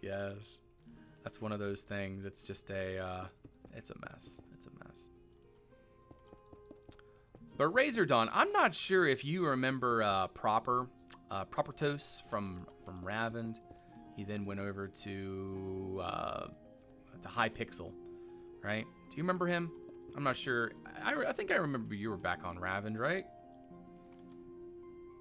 Anyways, long story short, he's been in the stream here a while back. You don't remember him, okay? Well, anyways, he was part of the Imperium build team back on Ravend a while back, and he was a Grand Architect. I think it was either Grand. No, he wasn't Grandmaster. He was a Grand Architect. So anyways, he's in the Hytale development team, and he was in the chat, you know, not too long ago, and he was talking about it and everything. So that's kind of what brought it up, is just how long that whole thing has been. You logged on Ravend exactly 2 times, probably for the better. I mean, I'll be honest, that was one of those, that was a traumatic community, to say the least. It was a traumatic community. Oh my goodness. But then again, the first Conquest Reforged community was traumatic as well. I heard a lot of horror stories from that. I felt bad for a lot of people, but you know, see, there's 2 sides to it. I understood, you know, things were trying to be kept a certain way, but you know, I felt like perhaps it was a little bit too draconian for the type of atmosphere we were trying to go for. We were kind of awful. Yeah, that was rough. That was rough. But hey, you know, Darwin stepped in, and I think Diggy has done an incredible job with steering the community in a good way. Yeah, I think Diggy did a really good job with Darwin. And then, you know, obviously it's still in 1.12, but, you know, eventually I'm sure Diggy will update to 1.18, in which case the community will update with it, and we'll be seeing some really cool stuff coming from them. We'll see that community grow again and thrive. Yeah, people grow up. That's true. That's true. And that's, you know, Ravend is kind of what basically drove me away from wanting to do anything related to the community anymore. When I say community, you know, not YouTube and stuff, but like servers and things like that. I will never have anything to do with a server again, in terms of, you know, community administration or anything. It's just, man, Raven just tore it out of me. There were some people on that server that just absolutely drove me insane. It's like, I hate it. It's just like drama. It's just dumb drama. And like people, there's certain types of people that just love drama. Like that's what they thrive on. And I'm just like, leave me alone. I have to redo all of it. I'm sorry, Django. I'm sorry, but this is the truth. This is the truth. I mean, the only way to save that, though, is maybe if you wanted to go to single player and stick on 1.12. But otherwise, eventually it will update to 1.18, and then you're going to have to deal with having to update everything, which will be a pain, but if you get through it, it will be worth it in the end.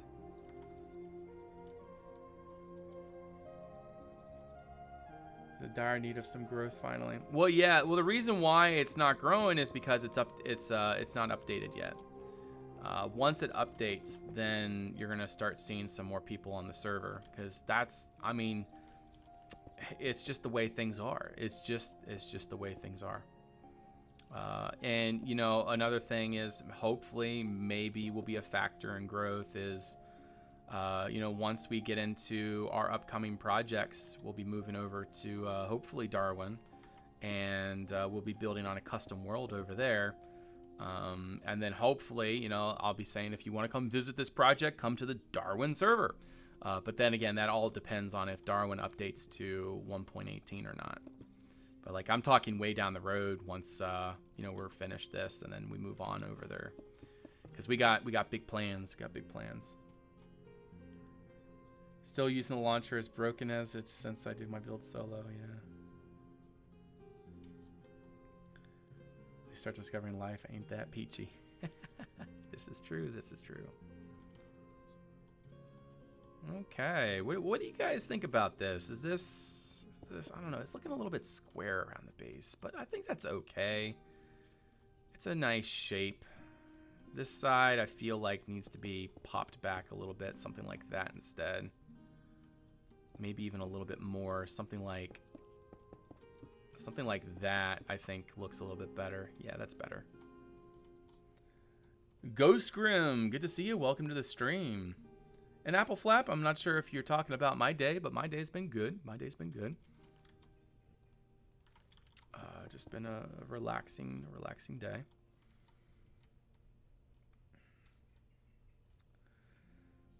I will buy you cookies if you update your game. Yeah. Hey, Smog, how you doing? Welcome to the stream. I'm not sure if you've been keeping up or not, but we are currently working on the Great Wall. I don't think I'm going to be finishing this stream. It's already 3:41. I only got about an hour left of being able to stream. So unfortunately, I think we're only going to probably get to that large rock there, and then the rest is going to have to be for another day. But it's just the way it is. These things take time. I think I'm going to go take a quick break here soon, though. I got to go upstairs and do something, but I'll be right back. I'm going to finish this rock first, and then we'll take a quick break. Go.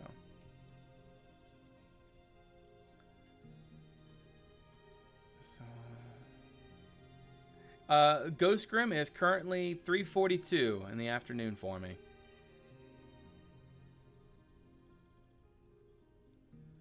And I'm doing well there, Smog. Doing well. Making some progress. Always trying to make some progress.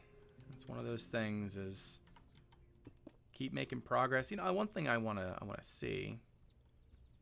What's Django up to? Oh, look at that. Oh, I love it. I love it, Django. This is so nice. This is so good. Check this out, guys. That is epic. That is epic. This is perfect. Like this is absolutely perfect, Django. Man, that's nice. I love it. All right. Back to our rocks.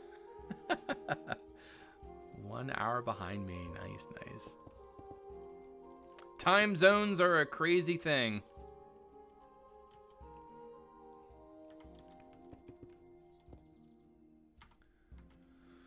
Okay, let's put that guy there, put you right there. I think we're almost done with this rock. Just got to do a few more little odd and ends around.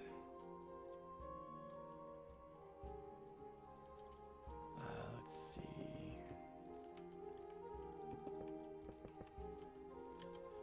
Tis beautiful.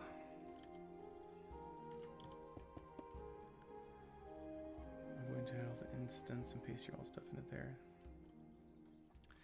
Yeah, and I know that there's you know, for example, one reason why I'm a little bit of a stickler not to update to 1.18 yet is because I use the replay mod for how I do this this series, and I haven't really researched it yet. It's probably a thing, but I'm not sure yet. But I would like to know if 1.18 has a Forge version of the replay mod, because if it doesn't, then it's going to become very difficult for me to properly do this series that I'm working on right now, because I'm really trying to steer towards, you know, build, and then when it comes time to recording, then I can start recording, and then I don't have to really worry about any recording while I'm building. And that's kind of a huge thing for me, is I do not want to worry about recording while I'm building. I need to feed your hedgehog. Your poor hedgehog. He's like, feed me. What does the sound a hedgehog makes? Like probably like a little squeak or something. Squeaking for you to come feed him. All right, there's that.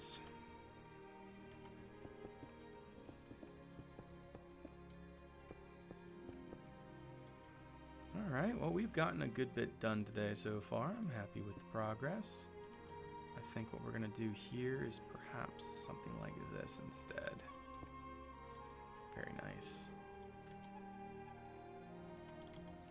All right, and then we'll take you and make little huffs and puffs. I'll huff and puff your house down if you don't feed them there, Apple.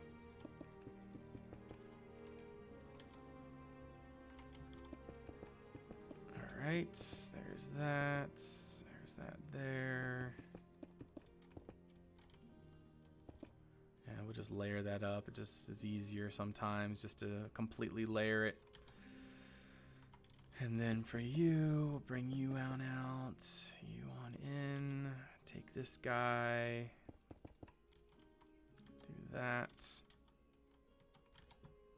and then put you there. Okay. Probably make little weird noises when they're irritated.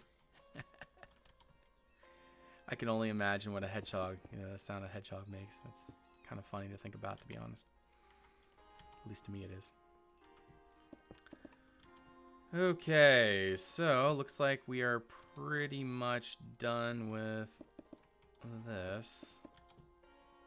Perhaps we can do that there, that there.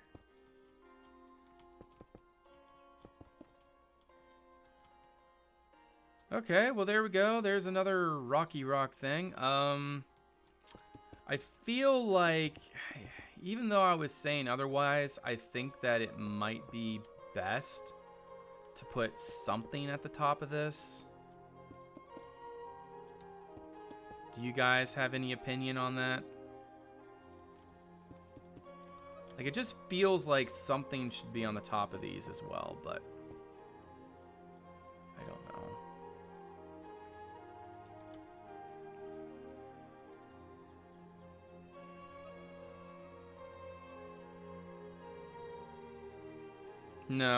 No, we're gonna leave that just plain. Yeah, we'll leave that plain. I won't worry about that. Alrighty, guys. Well, I'm gonna take a quick break. I'm gonna be right back, and we will continue. But man, we're seeing a lot of progress today. Like even Django's making that tomb over there. Man, that's looking so nice. But yeah, you guys can maybe start imagining what that's going to look like from this viewpoint up here. Oh, and another thing I wanted to show you guys is this view angle down here. I think this is a really good angle of the fortress. I really like this. And once we're done with this area, it's going to look so imposing right there. The hedgehog has been fed, and it makes a noise. Alrighty, guys. I'll be right back. Don't go far. Literally, it'll be about 2 minutes. So I'll see you soon.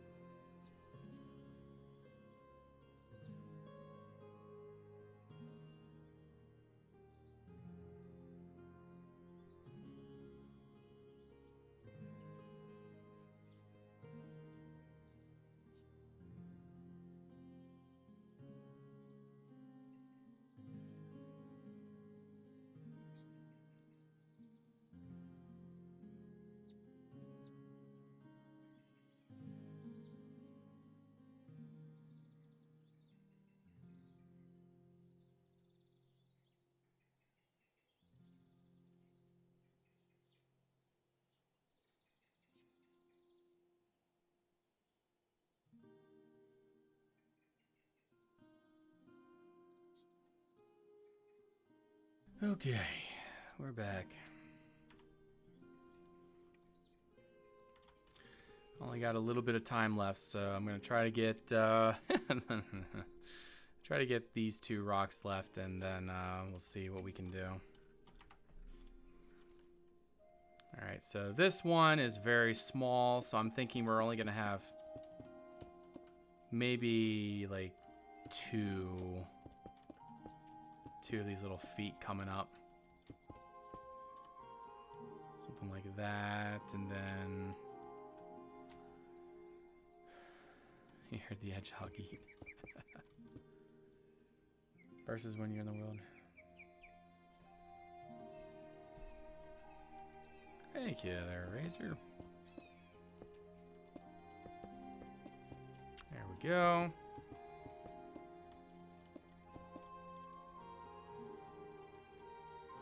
right. You know what? One more. I think one more is in order. And then I think what we can do is maybe just connect these. Something like that. And then I think we can probably just kind of poke one up right here. And go to that right there. There we go. Good enough for me. Yeah, and another cool thing about these like veins, it helps shape the rocks up to be a little bit more unique versus just being these like, you know, spikes, right? It gives them a little bit more of an interesting shape, which is a big thing that I'm trying to aim for.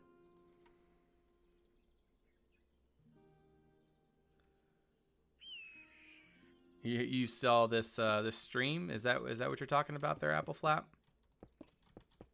You know, that's something I always try to do when I'm scrolling. You know, on a rare occasion, I'll scroll through Twitch and I'll try to find other Conquest streamers because that's a big thing for me. Music videos going while you text. Oh, come on. Uninterrupted. Try YouTube Premium. No, thank you. Okay. I always try to look for a Conquest streamer. Because that's what I'm specifically interested in. Is if I'm gonna watch Twitch, I just very specifically want to watch somebody streaming Conquest. But I always appreciate new members of the community. I like seeing new people coming by. I like you know, if there's any opportunity to help grow this community and shed light on what we do. Maybe you would want to give it a try at some point. I don't know. But yeah, the Conquest community. You got a lot of cool stuff. You know, you have thousands of blocks you can work with. You know, if you're a creative individual and you like building stuff, Conquest is for you. Yeah, same for me. Like, I'm not really interested in anything else. You know, there is one streamer in particular that I'll watch on occasion playing, you know, Vintage Story. But if, you know, generally if it's not Conquest, I'm just not into it.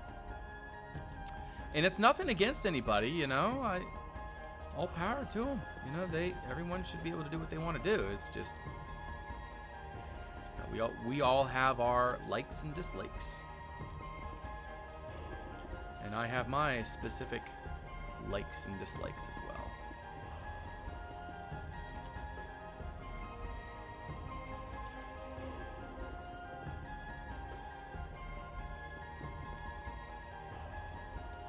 All right, this is turning out nice.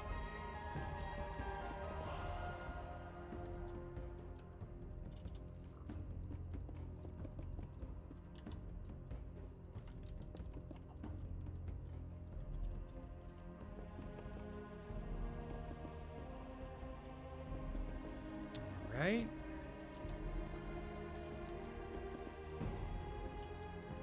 Trying to give the rock, the overall rock, some shape.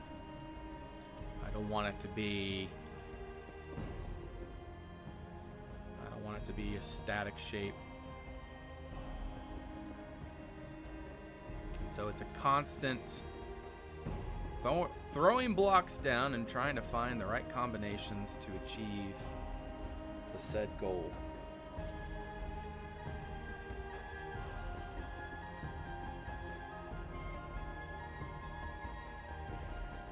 And that's one thing that I, you know, when I get on and stream, like, I don't fool around. I'm a very, what do you call it?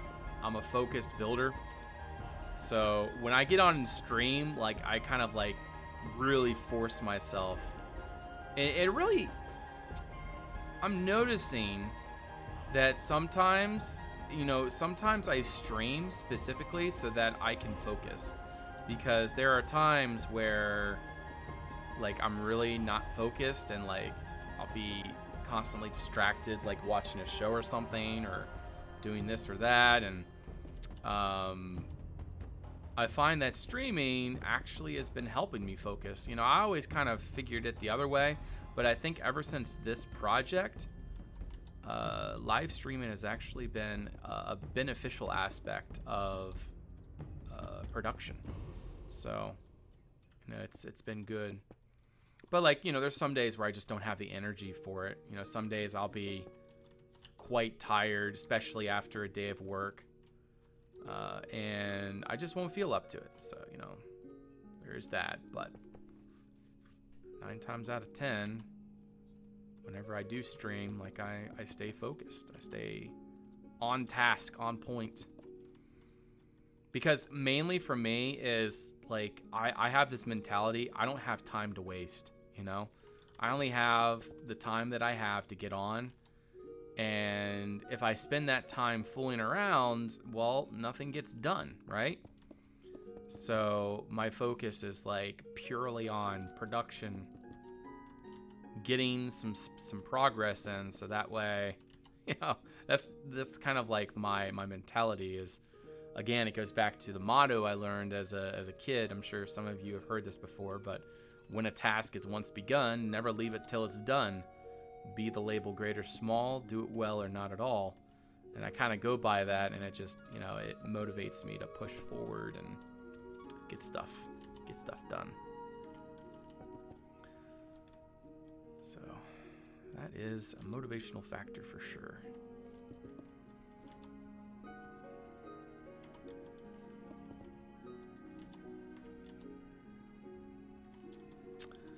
But I do have bad news. As of today, my wife has asked me not to do any more Sunday streams. So you won't be seeing me on Sundays anymore, unfortunately. But that is the way things are. But not that I don't mind that much. I mean, I do spend a lot of my free time on here. But still. Won't be seeing me on Sundays anymore, at least. But I'll still stream on Saturdays when I can, of course. There'll be some Saturdays when I can't, but it's just the way it is. Beats the way of the warrior every time. Oh, this is so true, so true. It's a struggle, Ronan. It's a struggle, but I understand. I understand.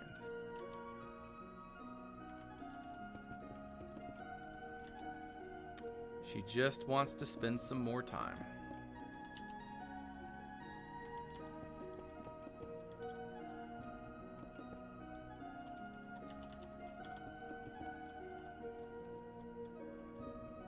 I'm like, well, didn't we already spend enough time this morning? I spent all freaking morning with you. Apparently, it's never enough. It's never enough. And then she's going to be like, no more Saturday streams. And she's going to be like, no more weekday streams. No more streaming at all. No more YouTube. In the struggle, you're not getting on the server, are you? Yeah. You're not the only one there. You're not the only one. You know, sometimes I have to be kind of like, you know, she's like, are you going back down again? I'm like, yep, see ya. You know, sometimes I got to be a little bit more, because if I'm like unsure about it, then, you know, it kind of leads to, you know, things. Yeah, so sometimes I just got to say, yep, I'm going down, see ya. You just got to make time. That's the thing, and especially when you're a family man. You know, you got just a little bit of time, you know, and that's the little bit of time you got. You gotta use it, and that's another reason why I try to be productive whenever I am on. You know, I don't know what I'm gonna get on next. Maybe that will appease her. Hey, I did an Andrew build, so you know, hopefully that at least appeases her a little bit. All right, there we go. We got ourselves another rock. I really like the shape that gives the rock overall. Oh wait, we still need to finish this over here. I don't even know why, but this is just.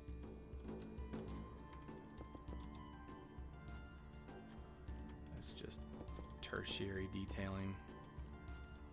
It's like I've said many times before, you're not even gonna see any of this.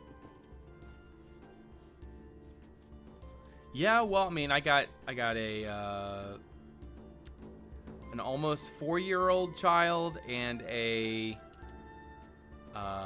almost year-old child, so she's up there with them right now. So she's saving us the pain of having screaming kids in the background, and I'm sure you guys appreciate that.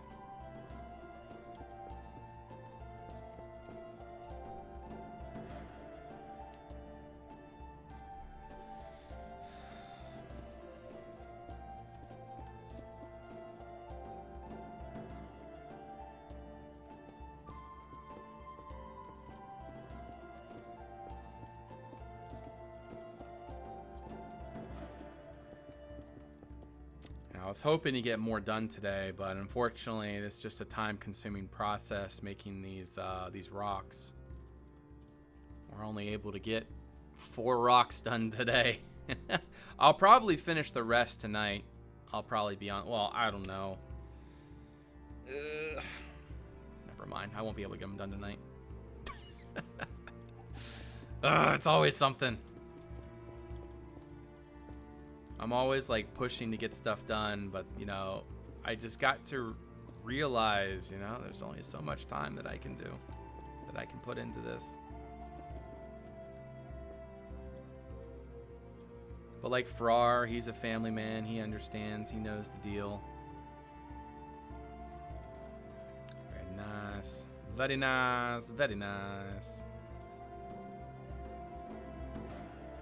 He knows all about the pressures of being a family and responsibilities. Ronan, you know all about it. We add foliage around the rocks? Yes, this is going to be completely full of foliage. Meso, good to see ya. How you doing?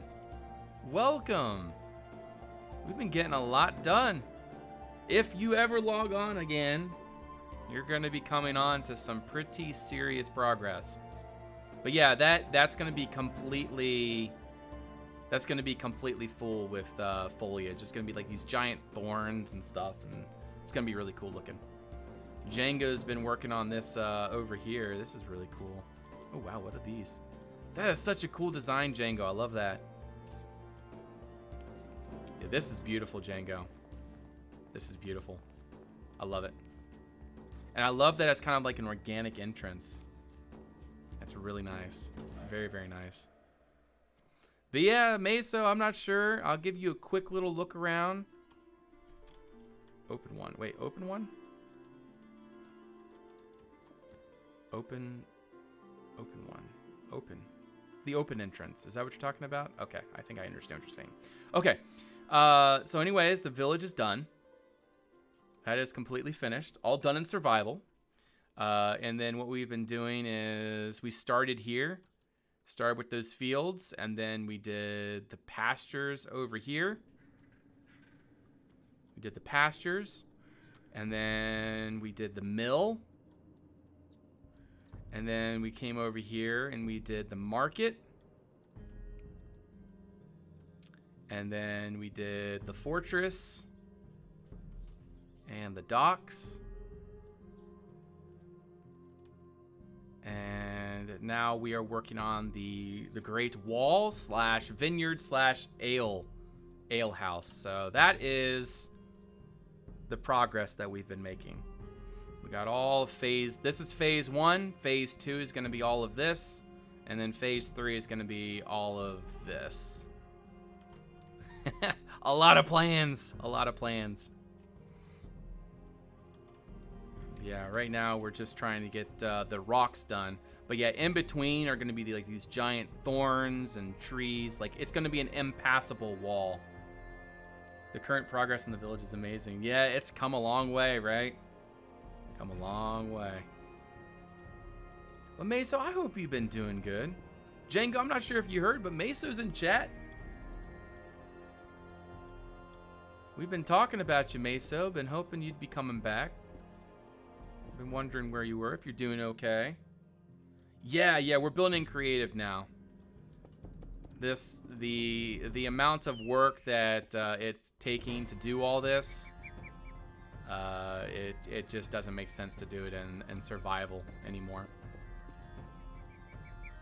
Open one of the graves. Oh, open one of the graves. Ah, I see. Open one of the graves. Okay, he's trying to tell me to open a grave. Okay. Ah, there we go. Nice. I understand now. Yeah, that's awesome. I love it. Tis very nice. It is beautiful. And I like these little rocks that you have all the way around it. That is really cool. Does it need a gate? I think there would need to be something here. Like, yeah, something here to kind of like keep trespassers out.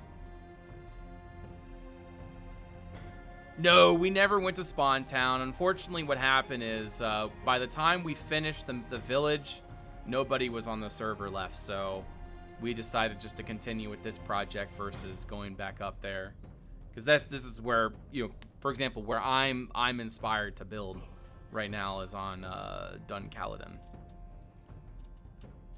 And you know, I just feel like if I were to move to do anything else, I would lose complete inspiration on anything. Like, I'm an all or nothing kind of mentality. Maybe a round door like that. I don't think we can fit a round door on that burial mound there, because it's a diagonal entrance. That would be very difficult. Although if Django can do it, if he can do it, all power to him. Where did everyone go? Well, I mean, it's like any server, you know, survival. It's really cool. It's great when you start out, but then, you know, it's pretty much with everything. You know, it's a new shiny thing.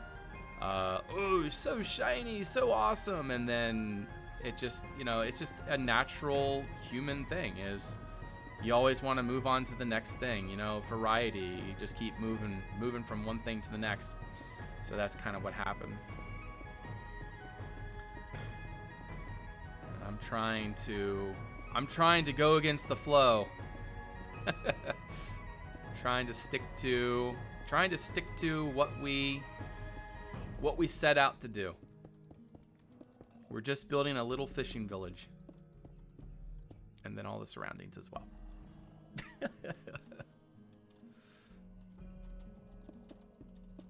I mean, in the grand scheme of things, that is a very small fishing village. It only has 3 dwellings. Council building, stables, but it only has 3 dwellings in there. It's really not a it's really not that big. I mean, it looks big, but it's quite small. Yes, slowly but surely. But hey, by the way, Meso, the village took us exactly 2 months to build all of that. All the rest of this, up to where we are right now, has taken us about a month and a week. You think people get overwhelmed? Yeah, oh, and especially in survival there, Boomer. Survival becomes very difficult in Conquest Reforged. I mean, I love the idea with it, but there's just so much choices and so much storage requirements, and it's so frustrating. Especially when you want to get into a large scale project, and then you got to deal with all of these, you know, all the storage and stuff that goes with it. Yeah, it's tough.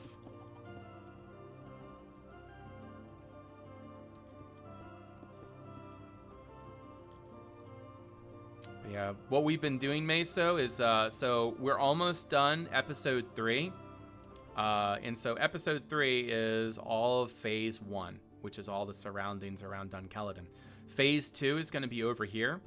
It's going to start with the tombs underneath Fingolfin's festival circle. And then it's going to move over to here, and we're going to be doing the warrior class of the Dooney. And they're going to have their arena here, and there's going to have the Kabukai, the leader of the Kayukel. The head of the warrior class is going to be here. And then there's gonna be a bunch of like little like fort homes all over the place. There's gonna be an iron mine right here. And then the next phase will be about right here, and this is where the giants will reside. And then the next phase will be here, where the potter will be, and some other little details through here. And then the next section will be the Great Temple. There's going to be this huge, it's going to be like the Grange Mesa. I'm not sure if you're familiar with the massive burial mounds, and I think it's Ireland or Scotland, one of the two. But it's going to be this just huge, it's going to be like, it's going to be a burial mound. It looks like a burial mound, but it's going to be this temple of sorts. And it's going to have these huge monoliths coming out of it. Like, you know, monoliths that are like this size coming out of it. It's going to be really, really cool.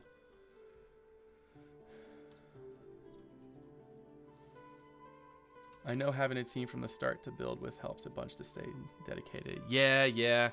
And, you know, we've been having, you know, a good bit of participation. You know, like Django, he's coming on. He's building the burial mound here. Frar, he's on a lot. He's doing a lot of like the terraforming the stream, the bow maker. He's done a lot of the terraforming. He did practically all of the grassing and stuff underneath the fortress. So yeah, it's really cool, you know, especially working in a group. It really boosts the, for me, like it's a huge thing for me, building with other people and, you know, the progress and everything.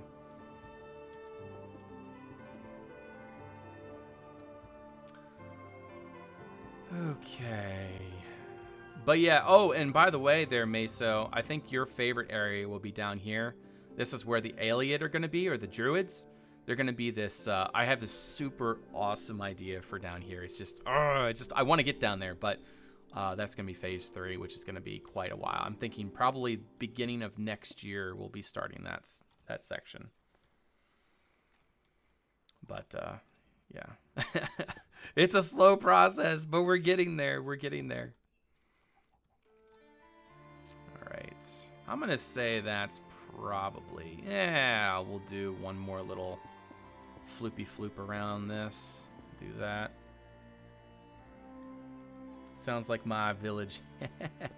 Yeah, they're going to be, they're called the Ayleid, and they're going to be sort of like the primal magic users. They, so the idea is so Saltheart made this stump over here.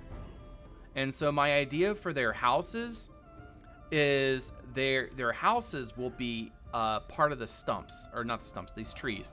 And these trees are not going to be very tall. They're just going to be really like thick and then like huge canopies.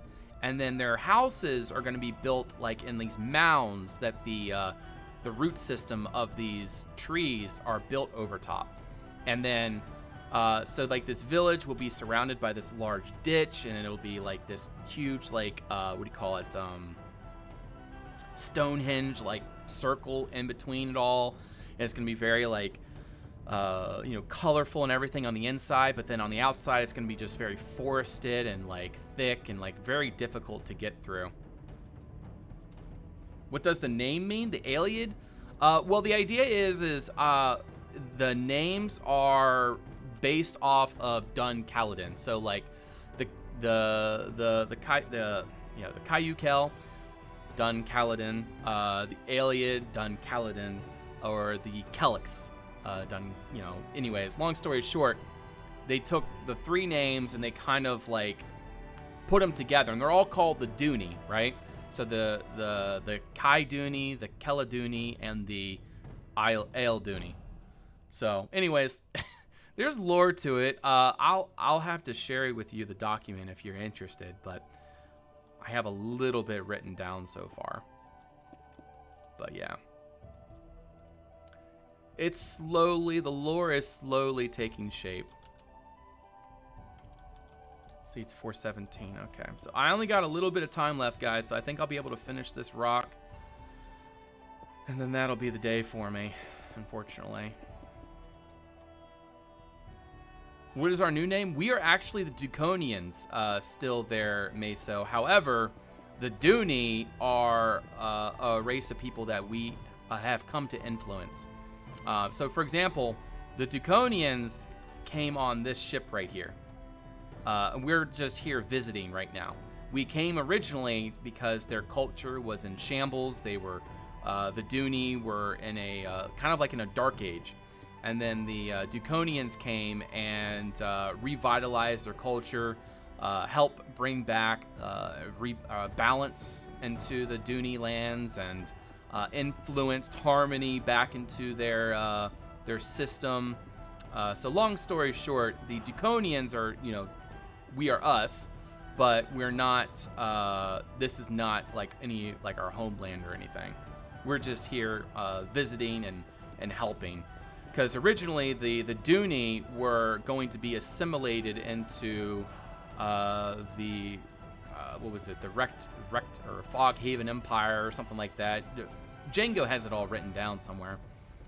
But the Duconians petitioned the Imperial Senate to declare independence to the Duni lands because for some reason Django has it written down, but we basically petitioned for independence for their lands, and we offered to come and stabilize their region and bring them into the cultural status of the world.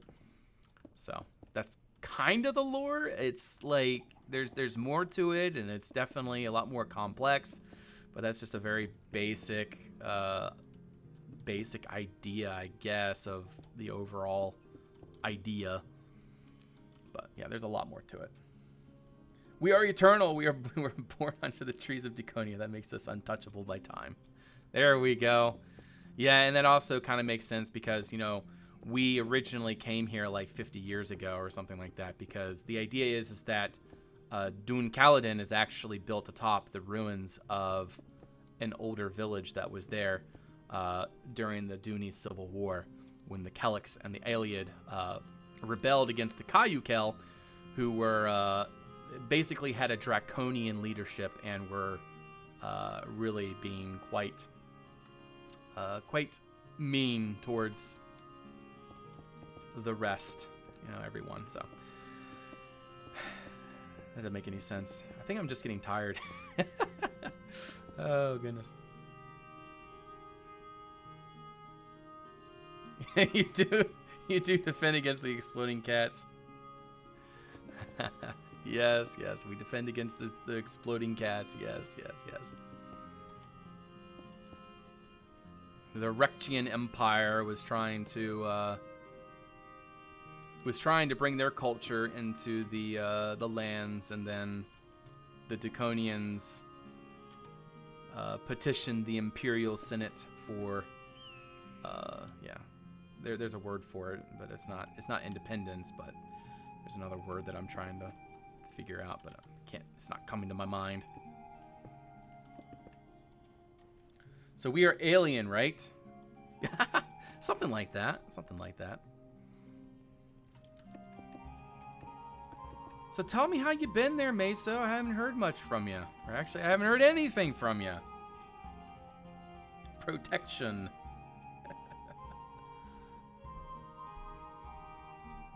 Well, no, Foghaven is an ally, but I'm just going by what you wrote there, Django. I'm trying to remember it. I'm drawing blanks, so help me out here.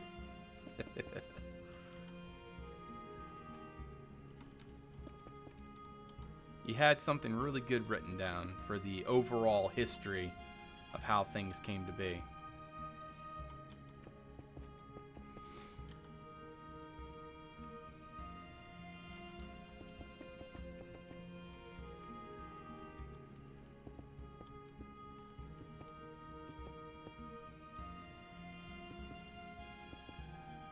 Go. We need to keep coming up. There we go. I'm just trying to represent what we need to do is maybe something like that. Yeah, that's pretty good. And then something like that. And something like that. and started wars with the Duni, who were defending their homeland from land grabbers. And started wars with the Duni. Yeah, exactly. Yep. Okay. There, and then maybe we can put that there. And then do that. Okay. Have steel and crossbows, pikes and formations, but the Duni have magic. But yeah, but seriously, yeah. And somehow they got past the wall. Because this wall is supposed to be a grand. Yeah, we gotta somehow figure out, and maybe what we should do is like a break in the wall somewhere, where maybe the troops of Foghaven broke through. I think it was at the University of New Queensdale. Maybe make it a bit more pointy.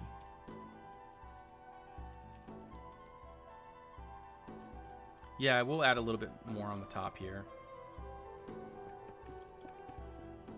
Oh, come on. There we go. And then I'm thinking we're probably just going to do that and that. And then maybe put you right there and you right there. Maybe we need to do that.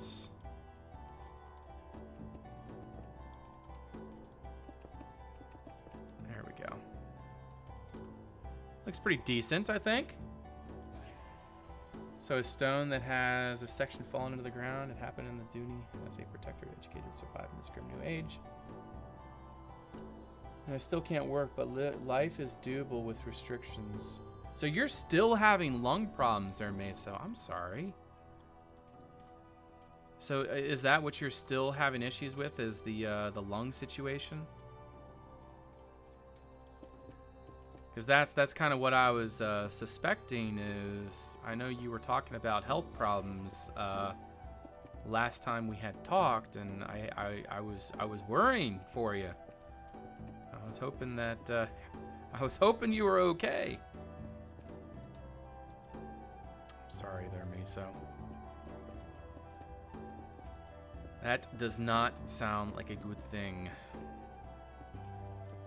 I mean, I'm assuming they have like a medication or something that's helping you stay at least stable, right? I mean, you're here, so you have to be stable.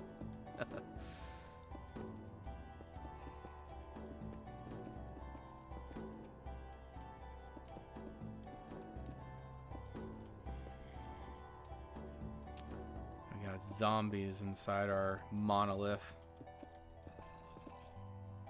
Yeah, that's gonna look really good. See, I like that. Yeah, I got, red, white, maybe purple or something. Another white one over there, and then green on the next one. I'm waiting for rehab. I gotcha. Waiting for rehab. Yeah, okay. I think I understand what you're saying there.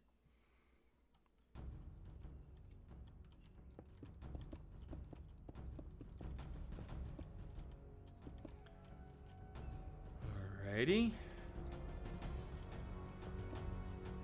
Well, there we go. We got ourselves another basic thing. It's 426. Okay, I might have enough time to finish this up. I hope. I really hope I do. I would like to have this finished by the time that I have to get off. And then I can at least reach half of my goal for today. My main goal was to, I really wanted to finish from that rock all the way down to that rock. I want to get all those rocks done, but man, these have been taking a long time. But I mean, it's a slow process. It'll get there. It's just gonna take a little bit longer than I anticipated.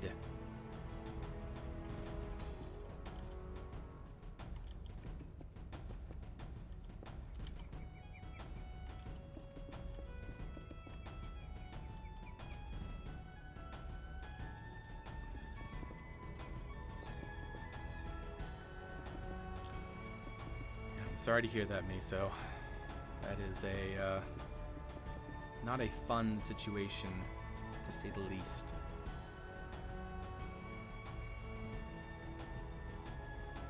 Right. But like I said, you know, the positive side is you're doing well. And I had a good conversation with Secleton last night. He's doing well. He's currently mid trying to get his visa for Italy because that's where he's planning on going for some work purposes. Currently, as of last night, he was flying down to Italy to get things finalized and get things situated down there.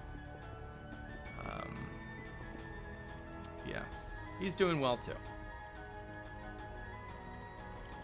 I always try to keep up with the Draconians, you know? I always try to make sure you all are doing okay. Just reach out and I don't try to be pokey. I don't want to come across as being, you know, what do you call it, weird or whatever. Trying to keep up with what's going on, but just stay concerned for you. That's all.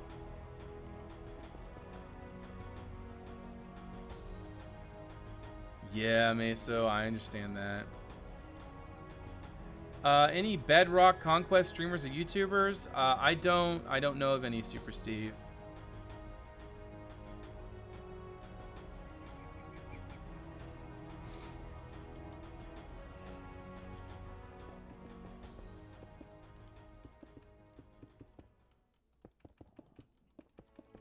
All right, there we go.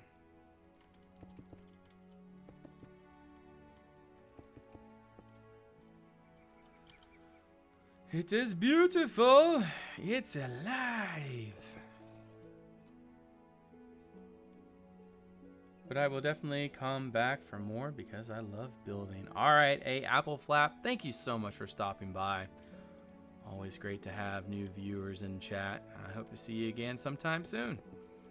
I stream relatively rarely. I mean, I try to stream at least once a week, so hopefully I'll catch you again. Have a good one there, Apple Flap. And if you want to keep up with things there, Apple, you can join me on my Discord, and then you can you'll know when I stream. It's, I guess, sometimes can be helpful for people that are interested in keeping up with things. Very good. Thank you so much for the Apple Flap. Have a good one. All right. Put you there. All right, got most of that foot done. Let's go ahead and start working down this one here.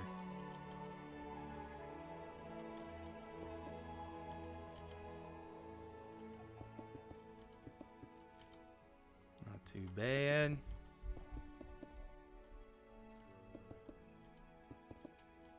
I got zombies in my monolith. That's funny, can't even see in there.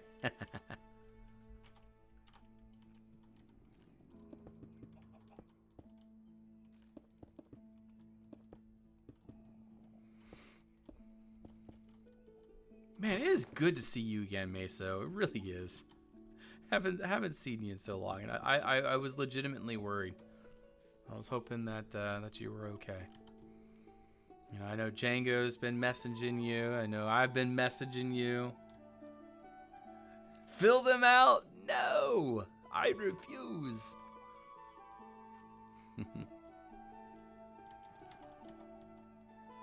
We're just concerned for you there, Mesa. That's all. We don't. I know. We don't want to come across as like, you know, pushy or anything, but we're just. You're a Draconian, Meso, and so we reach out and just want to know how you're doing. That's all.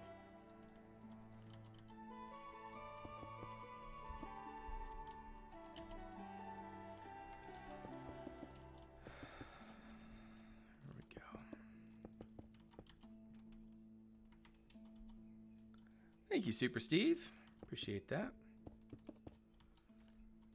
I try to stay. You know, I would say I'm pretty active over on Discord. I don't post as much as I'm sure as other Discords do, but I do try to keep on top of things and keep it exciting.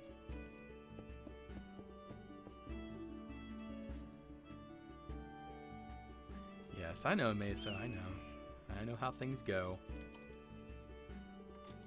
But just know, as a Draconian, we care about you. You should know that by now. We look out for each other.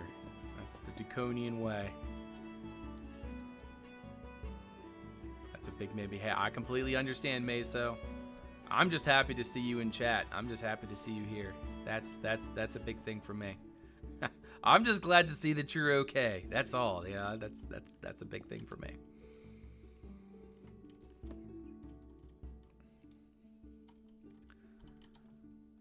All right. Here we go. We'll take some of this and do some of that. Take some of that. No, we're not gonna do that. We're gonna do this. There we go. Yeah. Secleton, he's doing good. Like I said, I had a good long chat with him last night. He's doing real good. And then as far as Kurgan, he doesn't respond to anything. So I don't know what's going on with him. I know I see him in Monsters stream a lot. He's always in Monsters stream. That's what he's into. He's into the texturing aspect of Conquest. I think Kurg's building days are over. But, you know, to each their own. We all have our things. We all have our likes and dislikes. Nothing wrong with that.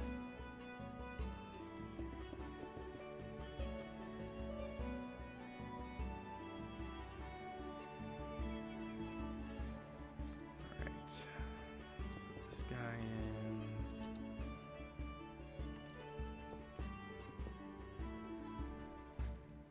It's so cool, though, to see these rocks finally coming together.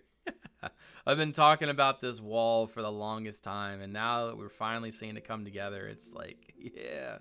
It's the same thing like with, you know, for example, the fortress. You know, for the longest time we were talking about that. The docks. We've been talking about the docks forever.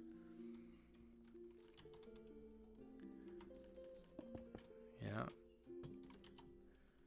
But yeah, I mean, it's the same thing for Secleton. There's no foreseeable future where he's going to be able to get on either. He's been incredibly busy himself. But again, you know, I'm not reaching out to say, hey, get on. You know, I'm just reaching out to say, hey, you know, just concerned for you. Hope you're doing well. Miss ya. Just stuff like that.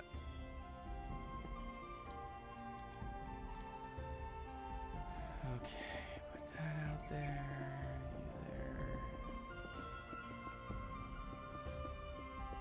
You there. Can't wait for the YouTube video. Yes, yeah, this one's gonna be fun. This one's gonna be covering a lot of content. I'm not sure if you watched episode 2, Meso, but that is out. The one of the village itself. That one was a good one. Definitely a lot of progress on that one for sure.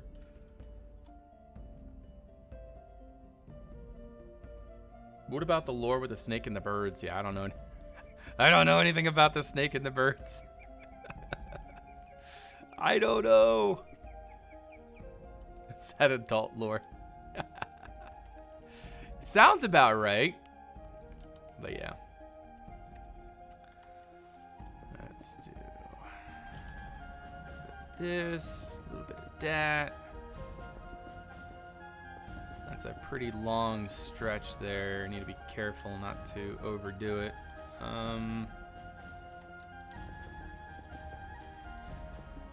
There's some areas where I'm gonna go a little bit more detailed with the layering. For example, right there needs to be that. This needs to be that, and then I need to take you, put you there. I'm surprised I'm detailing this side before I detail the village facing side, but you know, whatever. All works. 437. I might be able to get this done, guys. I'm really crossing my fingers because I do absolutely need to get off at 5. We're gonna be spending the evening with my brother and his family. We're gonna go to a park and let the kids play in the playground and stuff.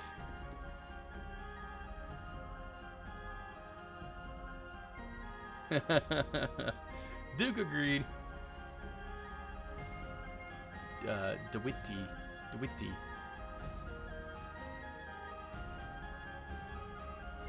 Used to watch you all the time on YouTube before you left.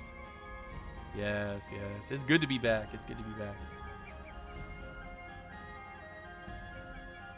You're like me every morning before an early shift when I log into Guildfront.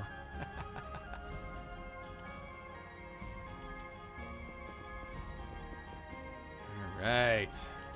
We're getting there.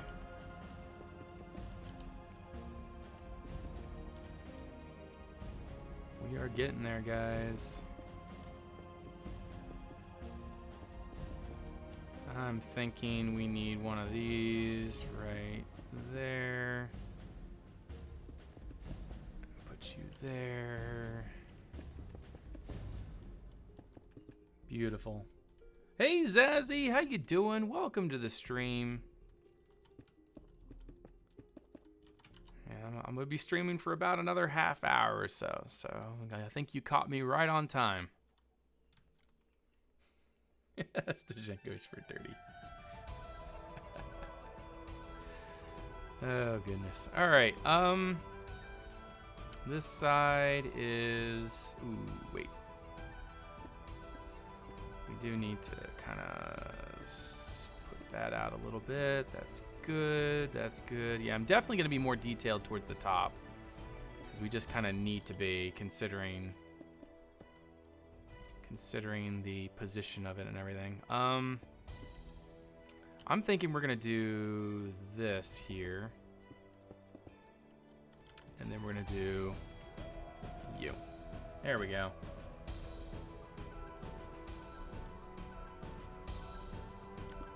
Oh, we forgot to put Mossy down here. All right, well, let's go ahead and fix that.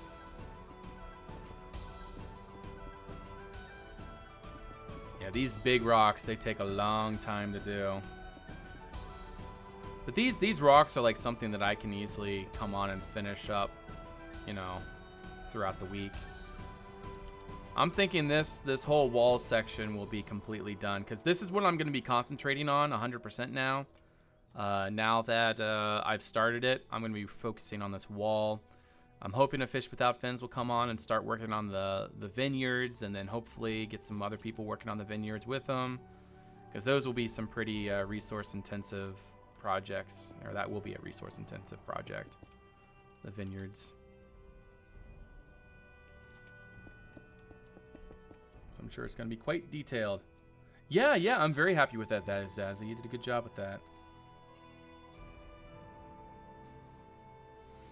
This sort of opening in the middle of the village, facing side. Oh, for a geode right there? Yeah, well, what we're doing is we're putting geodes at the tops. See, the thing is, Meso, you're not even going to see this. This is going to be trees and just brush and all kinds of stuff all the way along here.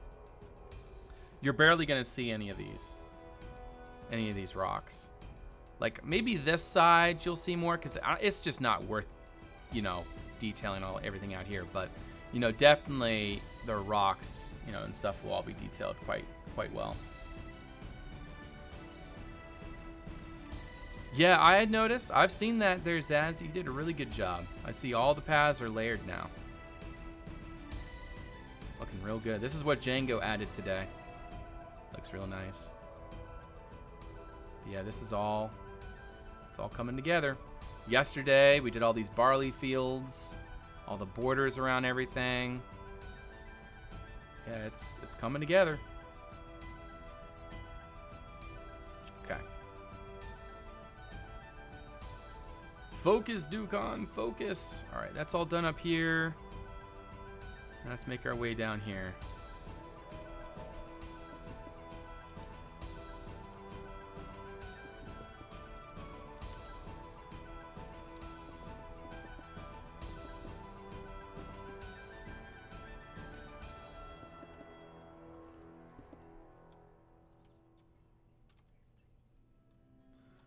I was packing more boxes. Yeah, I know, Zazzy. You're in the middle of moving. And I don't want you to feel bad about that. You know, if you gotta, like I said, you know, you've let me know you're gonna be busy. There's nothing wrong with that. You take your time. I appreciate when you are able to get on, but yeah, you gotta do what you gotta do. You gotta move. Life comes first, absolutely. I know how that is myself, you know. Things are going on. I can't afford being on here doing stuff. It was funny though. Even though I'm going on vacation, I'm still bringing a laptop with me, and I'm still gonna be on a lot building. But you know, that's kind of what I consider a vacation. Is more time to get on and build. Because usually my vacations are always staying at home, because that's kind of my ideal vacation. But this year, we're taking the kids to the beach. So that'll be fun. It's about time. I've been you know, our son's been wanting to go to the beach for the longest time. So I was like, all right, we'll do it this year. My wife and I are like scared of going to the beach because, you know, just on a trip in general with our kids, because of how stressful it's going to be. Because we know it's going to be stressful, but we're going to do it. There is a barrier island on the east coast of the United States. It's called the Outer Banks, and it's a pretty major touristy spot. It's not like a city or anything, but it's like a bunch of beach houses and things. So anyways, we got a beach house down there, and we're gonna be there for about a week at the end of September. So we're looking forward to that. It's our first vacation in about 4 years. We've not done a vacation pretty much ever since our kids were born. We've done like little trips here and there, and they've just been, they've been rough. Vacationing with kids, it is an event. It is an event for sure. You have to have nerves of steel to handle all of the crying. Just bring the Wi-Fi hotspot. Yeah. So yeah, this year we decided, you know, well, not this year, but just like literally last week, our son just had kept asking us, like, can we go to the beach? Can we go to the beach? I want to go to the beach. And like my wife and I are just like looking at each other. We're just like, well, if we don't do it now, we probably never will. So we're just going to do it. At the week. Yeah, I like off season. I don't like crowds of people. I'm such an introvert. I don't like being around a lot of people. And especially on a beach. So yeah, I definitely enjoy more of a quieter type of situation. And that's what we're going to get for sure, because September usually is a much quieter time to go. Not many people are at the beach around then. These monoliths are absolutely full of are absolutely full of mobs.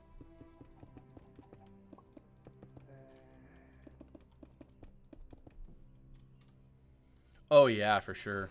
Hey Ronan, have a great day. Thank you so much for stopping by. I'm about to end anyways, so you have a great rest of your day, and I'll see you around.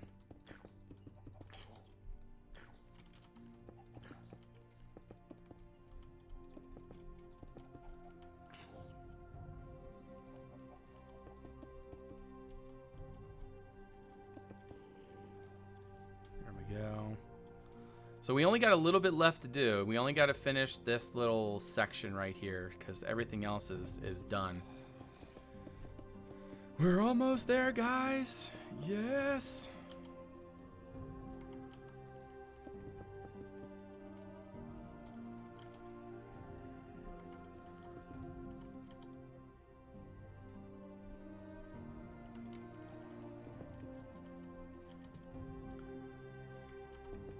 But yeah, I've been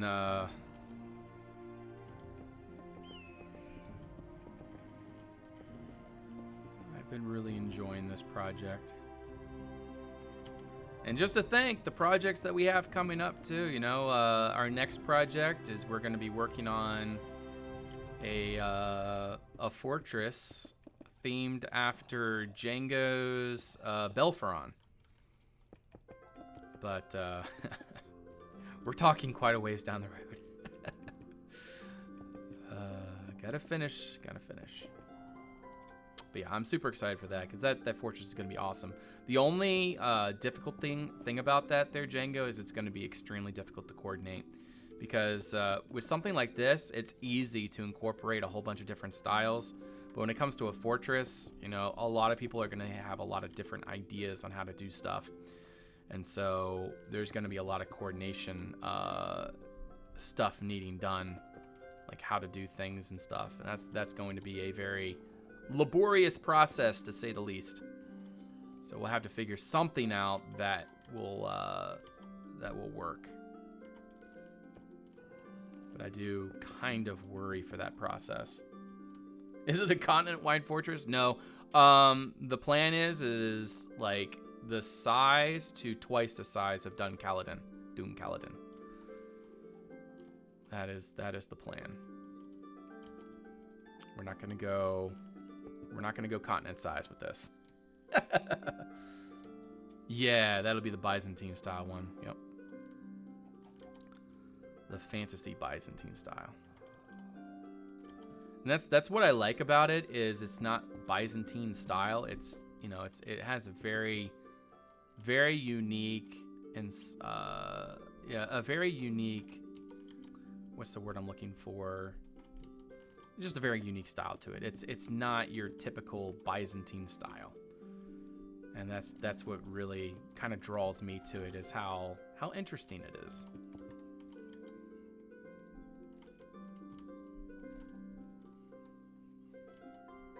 Hey, make space for the king. Good to see you. Unfortunately, you have come just about when I'm about to end the stream, but we still got a few minutes left. Let's see, it's 4:50. Yeah, I got about 10 minutes. But I should probably end a little bit early so that way I can be upstairs and ready to go.